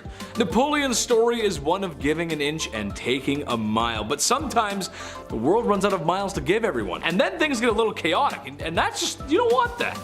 Napoleon was given opportunities and he took them, which is something we should all do. When you get an opportunity, you should seize it. Carpe diem, right? What we shouldn't do, however, is invade Europe multiple times, and once we get the leg up, declare ourselves the first consul of France, defeating the whole point of the previous revolution. It's kind of crazy, actually. Limiting the rights of his people and in general causing a lot of issues for everyone. Other European powers were afraid that he might kick their butt, which was very likely. He was a pretty good military leader. Or even worse, give their people the idea of revolution. That's scary. However, after a cold winter in Russia and a bad trip to Waterloo, not Ontario, he was banished to an island where he wouldn't be able to bother anyone anymore. Au revoir, mon chéri. Number 2, Joseph Stalin. Dude's down bad, maybe worse than a number 1 spot. The General Secretariat was not the original name for the leader of the USSR, but when Joseph Stalin was in the position, well, he was quite literally the only one left standing. After all, his comrades and opponents took a nice vacation to a gulag. The title and name kinda had to change. A very bad man who had the mustache of Mario but the heart of Al Capone. Not so nice. Helped the Allies in World War II but kinda wasn't liberating as much as we were, as they were so much replacing the Germans as occupiers. Not very good. A man who had no love for his son, who was captured as a POW and kinda just let him not come back home. He was unalived. A man who probably still haunts Eastern Europe today. Thank goodness we moved past Soviet aggression, right? Number 1, Mustache Man. Does he need an introduction? Another bad dude. Another bad mustache. Germany rose from the ashes of World War I to be a powerful nation. Just, you know, they did a lot of horrible, awful things to get there. And then Mustache Man plunged the whole world into the worst conflict the planet has ever seen, and a lot of people were unalived. On paper, and to the German people, he was just the bee's knees, but he had enough scandal to write books about. Of course, in that style of government, you can't write books about him that way, or else you'd end up somewhere rotten. It wouldn't be very good for your health, bro. It wouldn't be good. I talked to the chief, who's a general. He looked at the battle plans and said, that's not it. Number 10, Richard Nixon. I am not a crook. Yes. Famous words from the man who might have possibly been a crook. Okay, he was. Richard Nixon, the 37th President of the United States of America. A time in America when a lot of history was unfolding. Seriously, crazy times. Speaking of unfolded, just like the documents regarding the Watergate scandal, after successfully ending the American involvement in the Vietnam War, shortly after escalating it, Nixon found himself in some hot water. Break-ins at the Democratic Committee were not a presidential look. Naturally, he denied all claims of his involvement, and folks believed him. How could they not? He's the president. Not too long after, some tapes would reveal his wrongdoings, and shortly after that, he became the only president to resign office. Number 9, Jimmy Hoffa. James Riddle Hoffa. If you haven't seen the movie The Irishman, go see it. Seriously, fantastic movie. Like in the movie, most people my age and younger have no idea what a Teamster is or who the heck Jimmy Hoffa was. In a nutshell, he was president of the Teamster Union, which basically is just a union for truck drivers and transportation. And at the time, Mr. Jimmy Hoffa had a lot of mafia connections. Jimmy Hoffa would loan money out to anyone considered to be a wise guy so they could develop the very mob-controlled Las Vegas. With interest, of course. You never loan without interest. Scam of the century, really. Of course, Jimmy denied all claims even after serving time in the slammer for fraud. If that didn't make him look guilty, then mysteriously disappearing after 1975 sure did. Nobody knows exactly what happened to poor Jimmy, but one thing is for sure. He didn't just go for a walk and never come back. You know what I'm saying? Number 8, Roosevelt. Younger folks might not know this name, but this is the only US president to serve more than 2 terms. 4 terms, actually. Double trouble. A tradition put in place by George Washington when he declined his 3rd term. Well, in 1940, this wasn't a law or written in the Constitution, more of just something that noble men honoring a tradition. Roosevelt ran for re-election and won, giving his good work on recovering from the Great Depression. Surely another global war would look good underneath him, right? Sure. Oh, and they may have hid how sick he really was from polio. Yeah, the president had polio. Because you can't have a leader who looks weak, even though I'd argue if he did that whilst having polio, that would make him look stronger than the average president, but yeah, what do I know, we'll go with that. He got elected again to see out World War II, however, he would pass away before he saw its end. And polio, man, that's a bad one, dude. That one cripples you up. That's not a good one, brother. That's a bad one. Ooh. Number 7, Mrs. Meanie. Okay, this one's for me, alright? Or for all the people that had one teacher like this, that used to drive you insane. Naturally, I ain't gonna name names, just because I ain't, but we'll call her Mrs. Meanie. Mrs. Meanie, for some reason, had it out for me back in school more than any other teacher that I knew. Yes, I was loud. I was the class clown. Strangely enough, I was voted for that in the yearbook. Is anyone surprised though?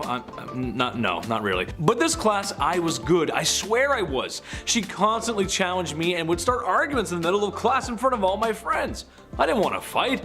I just wanted to get the day over with.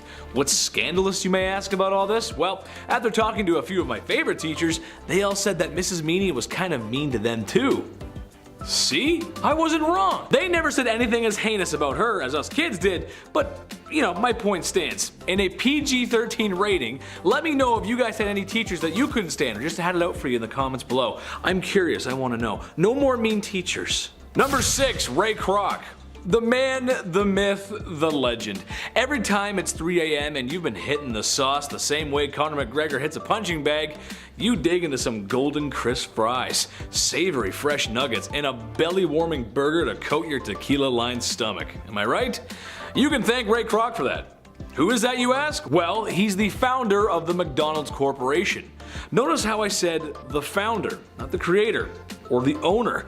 That's because while Ray Kroc was the CEO of the McDonald's Corporation, he was not its original owner, and in a very hush-hush scandal, stole the company from underneath the original owners, the McDonald's brothers.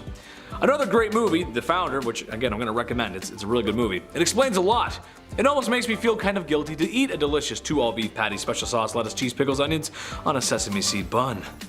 Or maybe not. In our number 5 spot today, we have Nero. For this one, we are going to be taking it all the way back to the age of the Roman Empire. When we think back to these times, they weren't necessarily the most kind, peaceful times, but there certainly are some characters that stand out as being particularly brutal, and one of those is Nero. Throughout his reign, he wreaked havoc on the Roman Empire. He burned cities, he killed thousands of people, including every member of his own family, and I mean, we know the inventive execution methods of the past, so you can probably guess at just how brutal all of these were. Most Roman sources give us an almost completely negative review of him in reference to both his personality as well as his reign as a leader. He was called compulsive and corrupt, and it is believed that he is actually to blame for the great fire that burned Rome, but instead he used the Christians as a scapegoat so that they would receive punishments rather than him. In the end, after being declared a public enemy by the Roman Senate and realizing that the rebellion would be lost, he ended up taking his own life at the age of 30. In our number 4 spot today, we have Pol Pot. Pol Pot was the leader of the Cambodian revolutionary group called the Khmer Rouge, and this group, with him at the forefront, went on to try and destroy the Cambodian civilization. This wasn't necessarily how the group started out, but once Paul and others who shared his ideals came to lead it, things quickly became very dark. He is likely one of the only people who ordered a mass genocide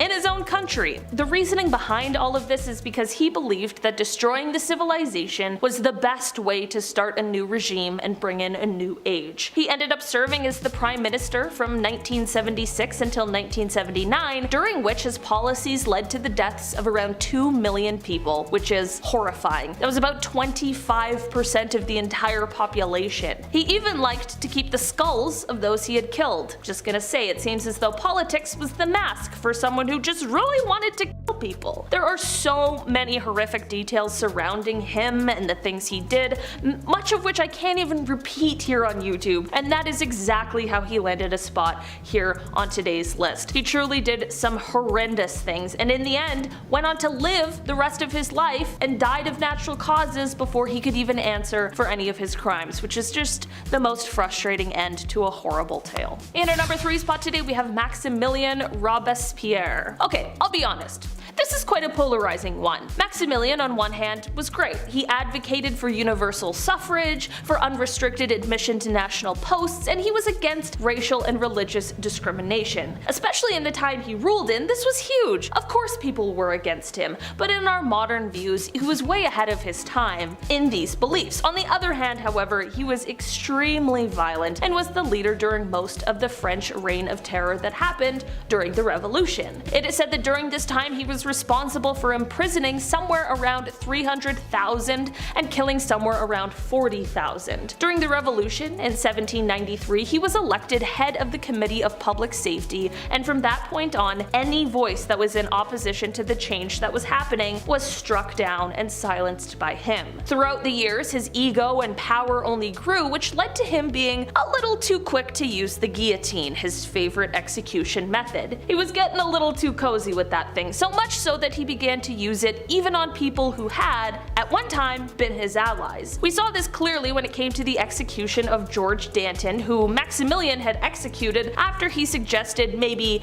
chilling out on the whole reign of terror thing. In the end, people caught on to this tendency for violence and horrible punishments, which definitely lost some of his public support, and this was only exacerbated when it was realized that he now had beliefs that directly contradicted those he had earlier, like when he tried to create a national religion called the Cult of the Supreme Being. By the time 1794 came around, he was overthrown, and later that year he found himself being executed by, you guessed it, the guillotine. Not good. No thanks. In our number 2 spot today we have Vlad Tepes. Often referred to as Vlad the Impaler, he was the ruler of Wallachia 3 times between 1448 until his death in 1476. He is often regarded as one of the most important rulers in Wallachian history, and to many he is a hero, and this is not to disregard that. But you don't get a nickname like the Impaler by being a passive, peaceful guy. Vlad was known for his brutality and his love of impaling people, but it is also said that everyone's favorite vampire, Dracula, was modeled after him. This is because it is rumored that Vlad liked to dip his bread in the blood of his enemies before eating it. I prefer a little olive oil and balsamic vinegar with mine, but hey, to each his own, I guess. Vlad is known for his intimidation tactics, which included having bodies of those he had killed lined up outside of the city so that any enemies approaching would know what fate they had coming. Like I mentioned before, many regard Vlad as a hero.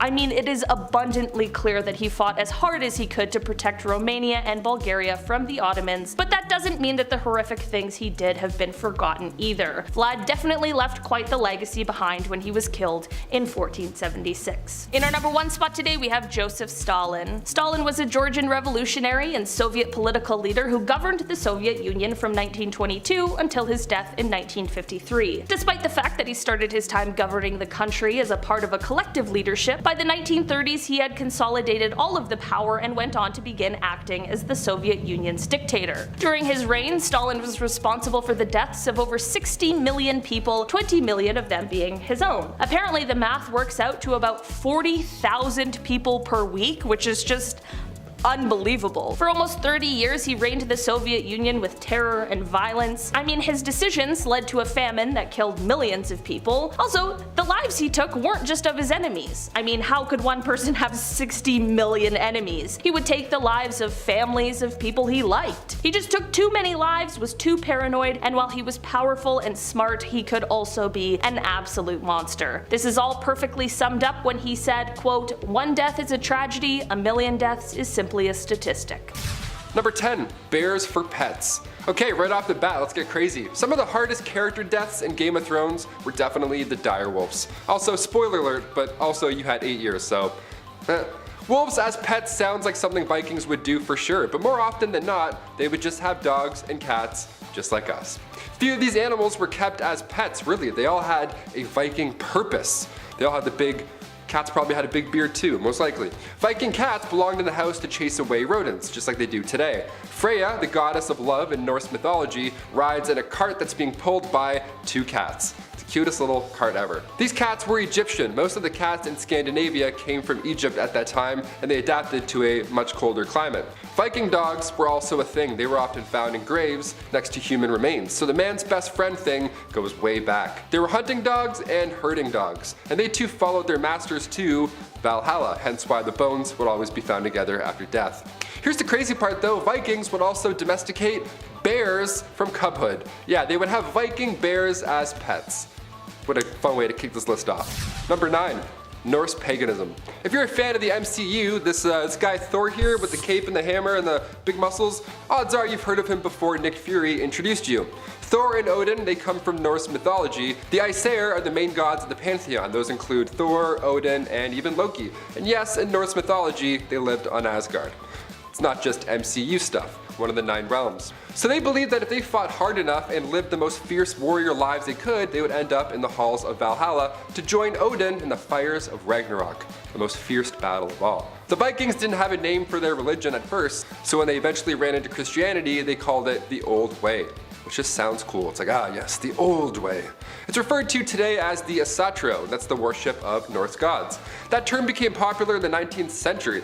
So it came much later. There was a Nordic religion society in Denmark that had around 600 members, and that was back in 1997, so pretty recently, and it was approved officially in 2003. Believers now can mostly be found throughout Denmark, Sweden, Norway, and Iceland. Number 8. Horned helmets.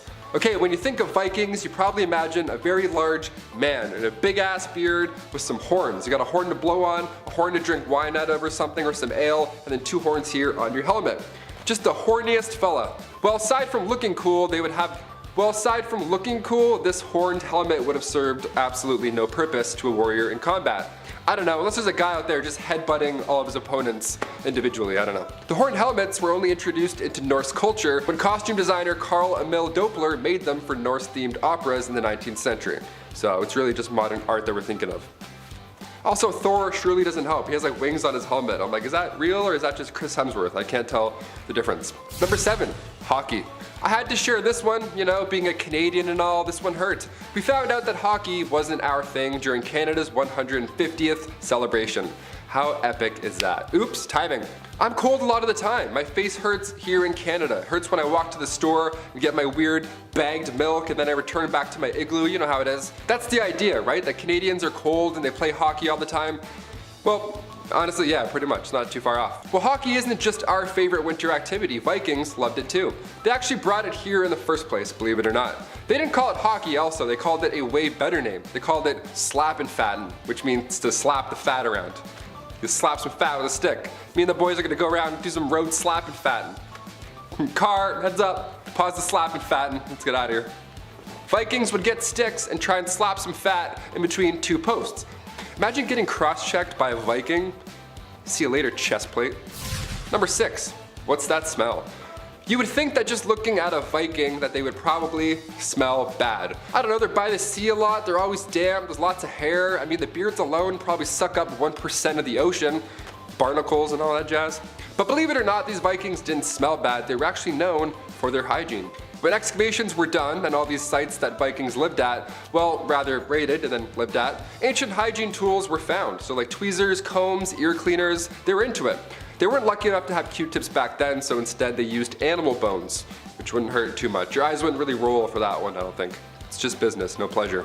Vikings would bathe once a week, which to us sounds like a risky move, but once a week for that time period, that's amazing, that's unheard of.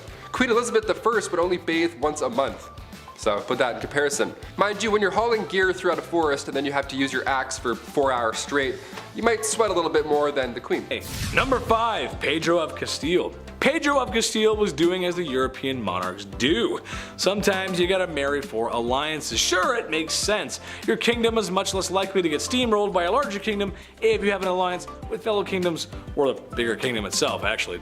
Pedro of Castile married the young Blanche of Bourbon of France, and so Spain could just be a wee bit more snug, in case the English come over. You gotta be careful. But Pedro just wasn't having it. What he was having instead was a mistress named Maria. So instead of enduring a loveless marriage, he had poor Blanche locked away in a tower, just like Sleeping Beauty. Except a handsome prince was not coming to rescue this damsel in distress, but a man with a black hood and a sharpened axe. You know what I'm talking about. As Pedro had her unalived. I was gonna make a joke about Rapunzel and let down some hair so she could make an escape, but I mean that's just awful, really. Imagine being locked up in a tower for so long. Sure, I love the indoors, but you gotta let me out at some point, Chief. Do you think I get food delivery apps to work up in a tower? Because otherwise you have to let me out, dude. Comic-Con's coming. Anime Convention North's coming, buddy. I gotta go. Gotta get my Naruto on, bro. Come on, man. Number 4, hands-on funeral. This one's just gross. When you're in a relationship, it can provide you with some great things. Someone to go through life with. Companionship, love, and if you're lucky, someone who's a good cook or a baker. Oh, love me some baked goods. However, also in a relationship, sometimes you do more than that. Sometimes you get a little close under the sheets, if you know what I'm saying. Take King Philip V, for an example, who loved loving his wife so much that, he just couldn't help himself, you know? Like, for instance, when his wife tragically passed away, he wanted one last ride. But he penciled in one more trip to Toe Curl City before she was laid to rest. God, that doesn't seem right, you know? That just, let her go peacefully, you know? Let her just, Number 3, Lenin. Okay, while not a king in the most stereotypical sense, he did dethrone a king and made himself an autocratic dictator, which is basically a king just modern. Trust me, it is. Yep, trust me. In a nutshell, Lenin had been anti-royal for most of his life, but after some help from some sneaky Germans and other Soviets loyal to his cause, the Tsar had no choice but to abdicate, like I said at the top of the list. He abolished the Tsar's secret police and then put in his own. And had people oppressed, which was one of the main reasons why the whole revolution started in the first place. See what I'm getting at? He was supposed to get rid of the evil monarch, and he became the evil monarch. Well, see, then a civil war broke out, and then he was worried that the exiled Tsar might escape and try to retake the throne, and, well, he had some goons take care of him, and, well, the family too. You can never be too sure. You gotta take care of everything. You gotta get rid of everybody. You just can't be too sure. Number 2, Pope John XII. For those who aren't very religious like myself, the Pope is the big one. He's next to God, and for a minute there, he was the most powerful man on earth. Seriously, I mean, this guy could crown kings. He's the king of the Vatican and the king of kings in the Holy Scripture. It's kind of serious. And today he's got a really cool car for parades. The Popemobile's pretty sick, not gonna lie. However, Pope John XII was anything but a sweet old man who delivers the holy messages from God. This Pope was doing a lot of anti-Pope behavior, if you will. Now, I for one wouldn't care if the man had a girlfriend or a glass of wine. Heck, some rules need to be changed, but this Pope was most known for his lavish, adult-themed parties, and was known for getting hangovers. It got so bad at one point, it started a war. Number 1, not so slick shady. Marshall Mathers, Eminem, the king of rap, and named king of hip hop by Rolling Stones magazine. Hence he's the king, I gotcha.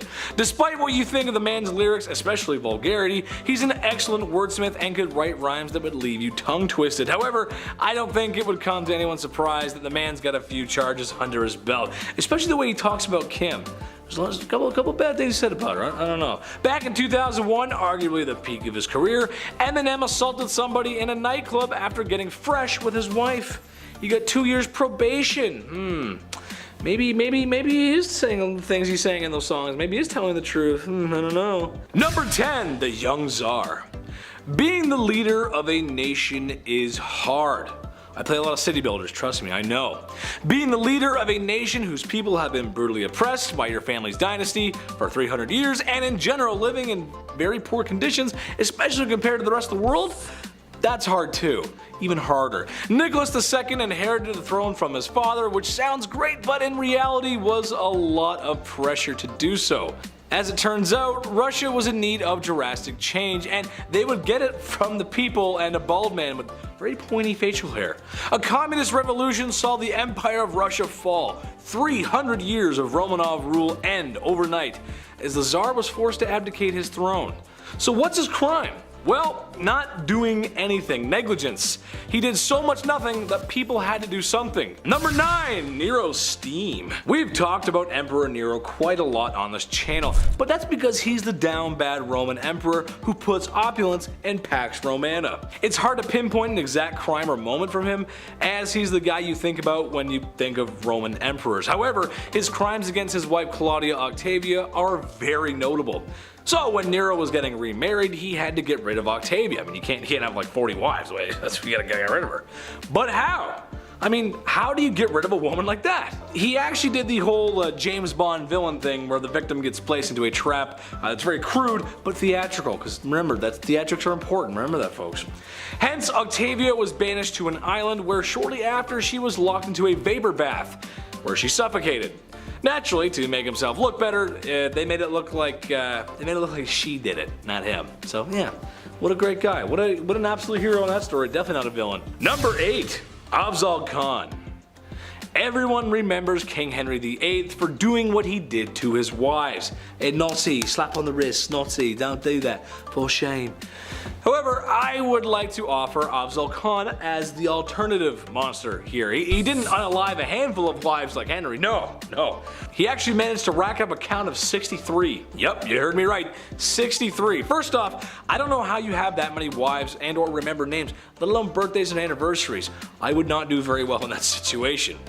Well, what's the reason for all this blood spilling? It's pretty horrible, actually. Simply because he was being invaded, and the guy who was invading him and winning was slightly nicer to women and was going to most likely give them a better life. Jeez, talk about if I can't have it, no one can. God. Number 7, Caligula's wife. I think in a healthy relationship, you ought to put your partner on a pedestal. Maybe your partner is drop dead gorgeous, a promising athlete, or really enjoys building Legos. Nice TIE fighter, babe, way to go. Yeah. Emperor Caligula of Rome liked to put his wife on a pedestal, literally. And while on this pedestal, she was wearing nothing but her birthday suit. Oh boy. Well, all of his friends, politicians, generals got to gawk and stare at her, and in some weird goth power flex, he would oftentimes hold a knife to her and tell her that he could just end her life whenever he wanted because he can do that. Not to mention the guy had a complete narcissist complex, building statues of himself everywhere just so she can like, oh great, there he is again, it's him again. Number 6, Genghis Khan. I bring the man up again because he's responsible for so much loss, so much blood spill, so much pain. Sure, they were effective warriors and archers, but they were brutal, dude, especially him. They took what they wanted when they wanted, and it's said that he was responsible for so many lives lost that it affected the carbon footprint of the planet. Dude, that's insane. That is literally insane. Also to note his treatment of rather mistreatment of women. YouTube won't let me say much, but I can tell you that these ladies were not inviting him into their bedrooms. It wasn't good. As it stands today, because of his bedroom misconduct, his DNA still lives on. 5% of men worldwide share his DNA. Number 5, the first raid. The first official Viking raid took place in 793 AD. These Viking raiders left such a huge mark on history that we refer to this time period as an age. Just like the Middle Ages, we have the Viking Age. It officially lasted from 793 to 1066, the year of the last big Viking battle. I said I'll get into that later on. I didn't, I just talked about hockey and slap fatten. Departing from agrarian pagan Scandinavia, settlers and traders rolled up to England and they arrived in Lindisfarne, and then from then on they just invaded hundreds of settlements. Now English kings were ruling over coastal areas at the time, and they needed to start making defense plans from all these seagoing pagans that everybody's now talking about. Imagine hearing about pirate Vikings, I'd be like, what? Who are these? They have what? Beards and axes? Number 4, Viking funerals. Now, I know this isn't messed up per se, but I really wish that we still did Viking funerals. They would be way more fun. I don't know, instead of carrying that 900-pound casket down that aisle for like 14 city blocks, Vikings would do it in one of 2 ways, and both were pretty epic to witness, I'm sure. One way, they would bury the body, the classic, right? They would leave stone circles around the shallow graves that they dug, or do these burial mounds, or grave fields, usually after a battle.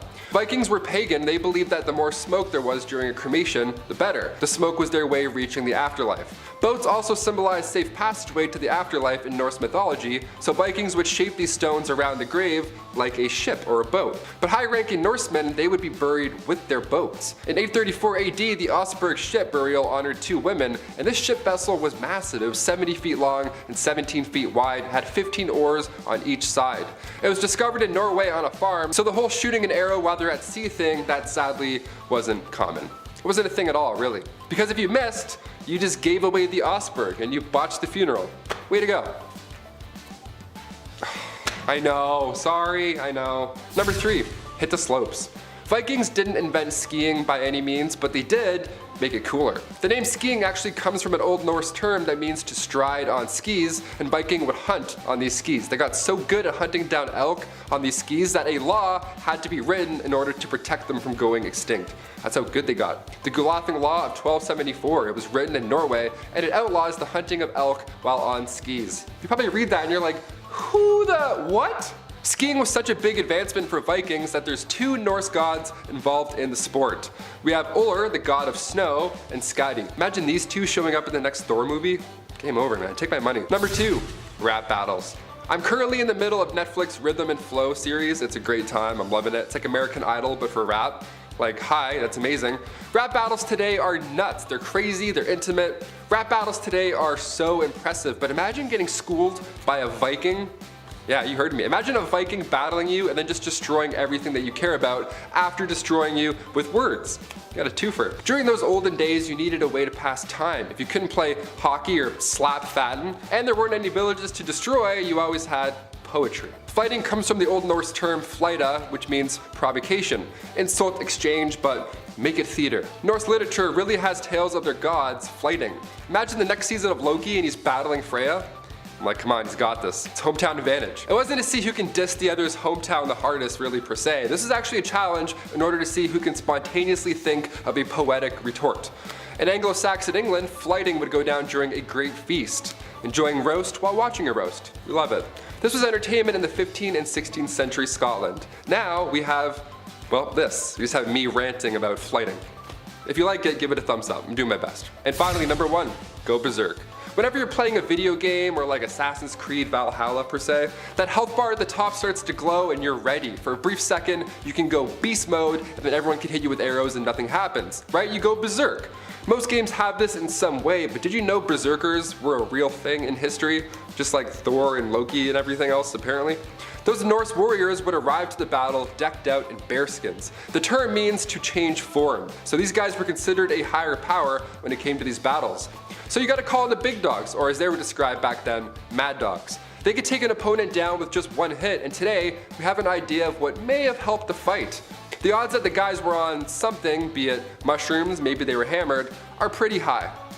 Pun intended. Number 10 in our countdown is Julia Get a Grip Agrippina. When the Emperor Claudius's wife, Meliciana, became entangled in an adultery scandal, the power position of the Roman Empress was suddenly wide open in the year 49. Julia Agrippina, exiled for a conspiracy against her first husband and widowed from her second that she was believed to have poisoned, concocted a scheme. In an outrageous maneuver, she seduced her own uncle Claudius to become his 4th wife. She didn't stop there, however. She then had her uncle husband make the son she had had in her prior marriage, Nero, his heir by marrying him to his own daughter from his previous marriage. Whew, now that's quite a family tree. Taking the title Augusta, she maintained a stronghold over political and household affairs, considering herself a co-ruler to her husband. After Claudius died from eating poisoned food, which is how her prior husband died, so make the connection there, Nero became a Roman emperor and would forever change Roman history in his time of rule. However, Agrippina could only hover above her son for so long, and his annoyance of her invasiveness grew. Nero chose to assassinate his mother with a trap, a boat set forth on the Bay of Naples designed to sink. But when it did, she swam ashore. Nero changed his plans and had his soldiers invade her summer home to do the deed instead. Number 9 in our countdown may be one of our most badass queens, Empress Theodora, from street busker to top dog. Syrian-born Theodora starts her journey as an actress, dancer, and mime alongside her 2 sisters in the late 400s, something she abandons by age 16 to be a mistress to a Syrian official, and she travels much of North Africa with him before his maltreatment and temper made her settle down in in Egypt alone, where she took up wool spinning. It was here she met Emperor Justinian, and the two fell in love. And after Justinian changed some laws so that they could marry, they began co-ruling the Byzantine Empire together. So, what made her mad, you may ask? Her ideals and the smearing that they led to through history. She was historically known for supporting religious freedoms, women's rights, and the education of the masses. Her decisions, which reflected her opinions, led to the Nicaea riots of Constantinople. She intervened and was able to persuade her husband to stay.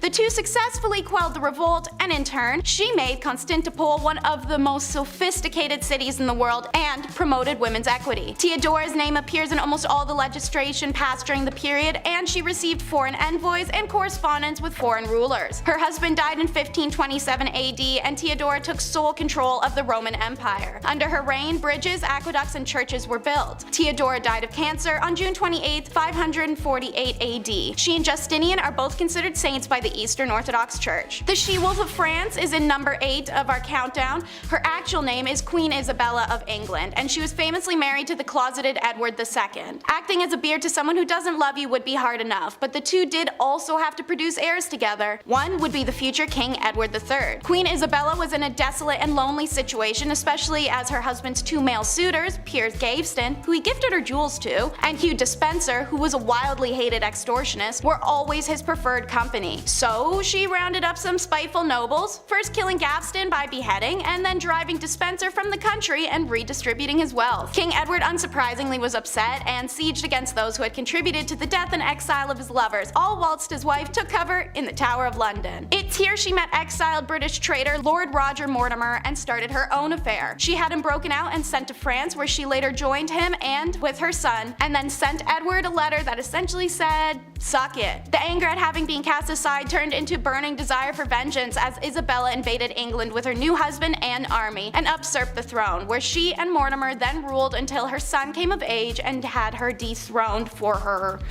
violent tendencies. She died 28 years later in retirement, and Edward III later went on to rule England for 50 remarkable years. Maria the Mad comes in at number 7 of our countdown. She was just 16 years old when she became the Princess of Brazil and the Duchess of Braganza, then their queen following the passing of her father. Brazil changed from just a Portuguese colony to a large kingdom. Brazil, the Algarves, and the United Kingdom of Portugal are 3 famous formations recorded under Maria the Mad and her son. After the death of the queen's husband/uncle in 1786, however, there was a noticeable decline in her mental health. 1788 saw the passing of her daughter, newborn son, and her closest confidant. By 1792, after the passing of her eldest son a year prior, Maria seemed to be experiencing combined symptoms of hallucinations, depression, and anxiety, all resulting from mass traumatic losses. It evolved to later include religious mania and melancholia. She started avoiding court gatherings and social or royal obligation. It was then her treatment went to Dr. Francis Willis, who tried straitjacketing, blistering, and ice baths, none of which were helpful for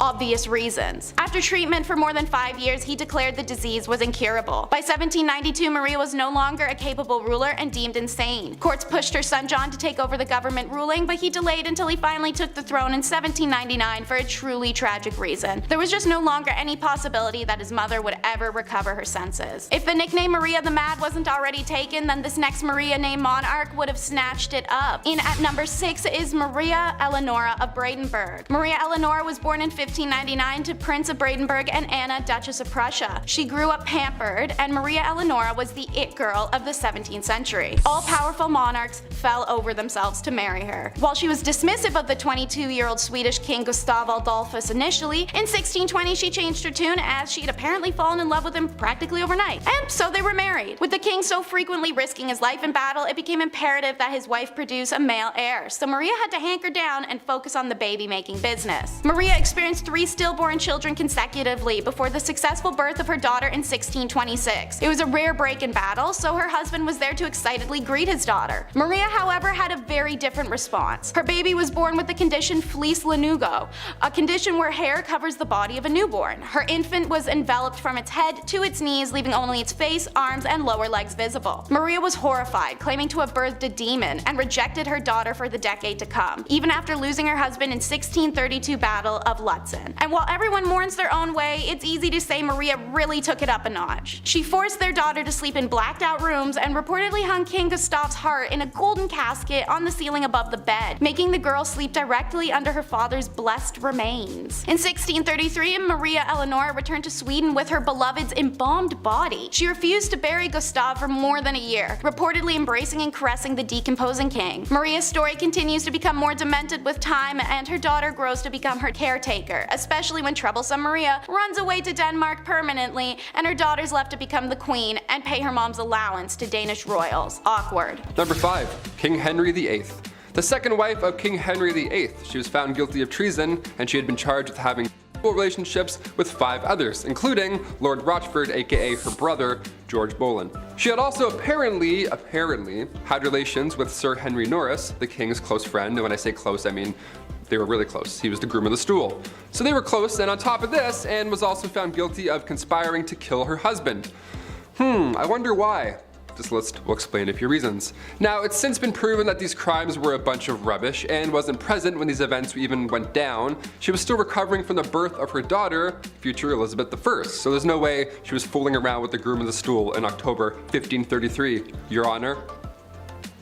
All 5 guys involved were executed on Tower Hill May 1536, and then 2 days later, Anne joked about her own little neck before being taken out with the sword herself. Yeah, all dark. There wasn't even a coffin for her burial. Somebody had to get an old elm chest from the Tower Armory. How horrible is that? Number 4, a bit better. Another one of King Henry VIII's wives, Anne of Cleves. Where do we even begin here? This one's pretty sad, man. Anne was right in the middle of Henry's wives. She was married to King Henry for 6 months, and it was seen as quite strategic in a way.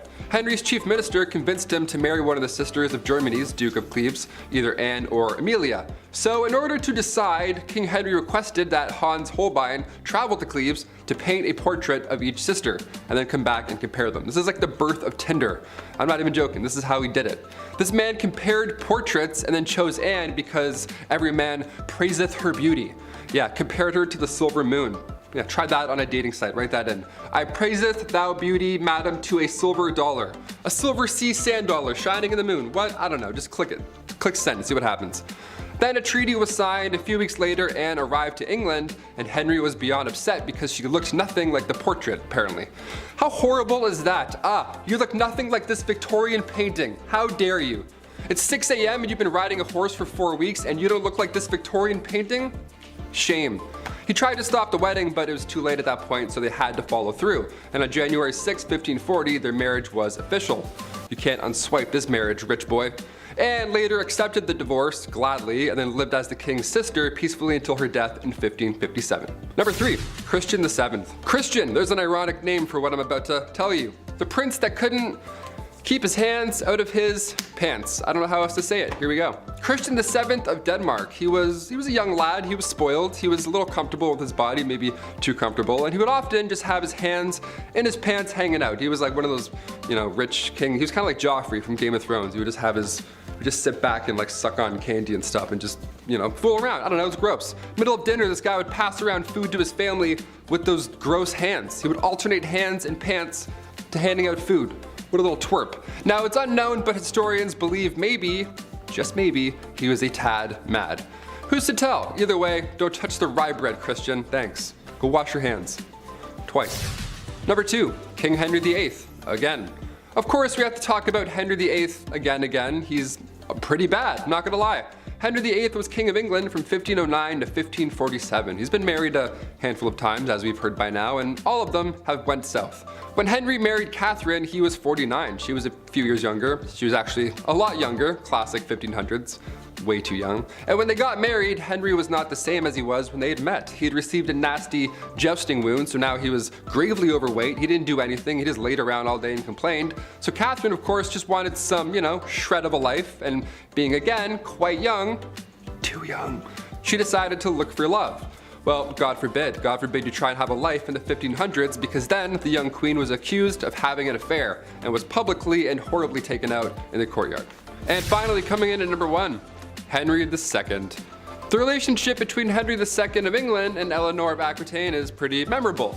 It's memorable in all the wrong ways, of course. When they first met, things were good, dare I say, with both of them. They were both young, and he was going to be king. He was young, king, guy, young man who's going to be king. And Eleanor, I mean, she was married, but once she got an annulment, their love was good. You know, their love was good and young and ready to be young king stuff. After the annulment in 1152, Henry and Eleanor tied the knot officially a couple weeks after. Love moves quickly, apparently. Henry started having affairs, because of course he did. At this point in this list, we're not gasping at affairs, sadly. But come 1173, Eleanor had convinced their sons to go against father. Yeah, Henry didn't take this well, and he had Eleanor locked up for 16 years. He had died, so after that point she had resumed the royal roles, because at this point those two boys had grown up and inherited the throne, Richard and John. But being locked up for that long, what a nightmare that relationship was entirely. I figured we'd end on a kind of tame one where she kind of came back and it was good. Kind of good, dare I say? I don't know.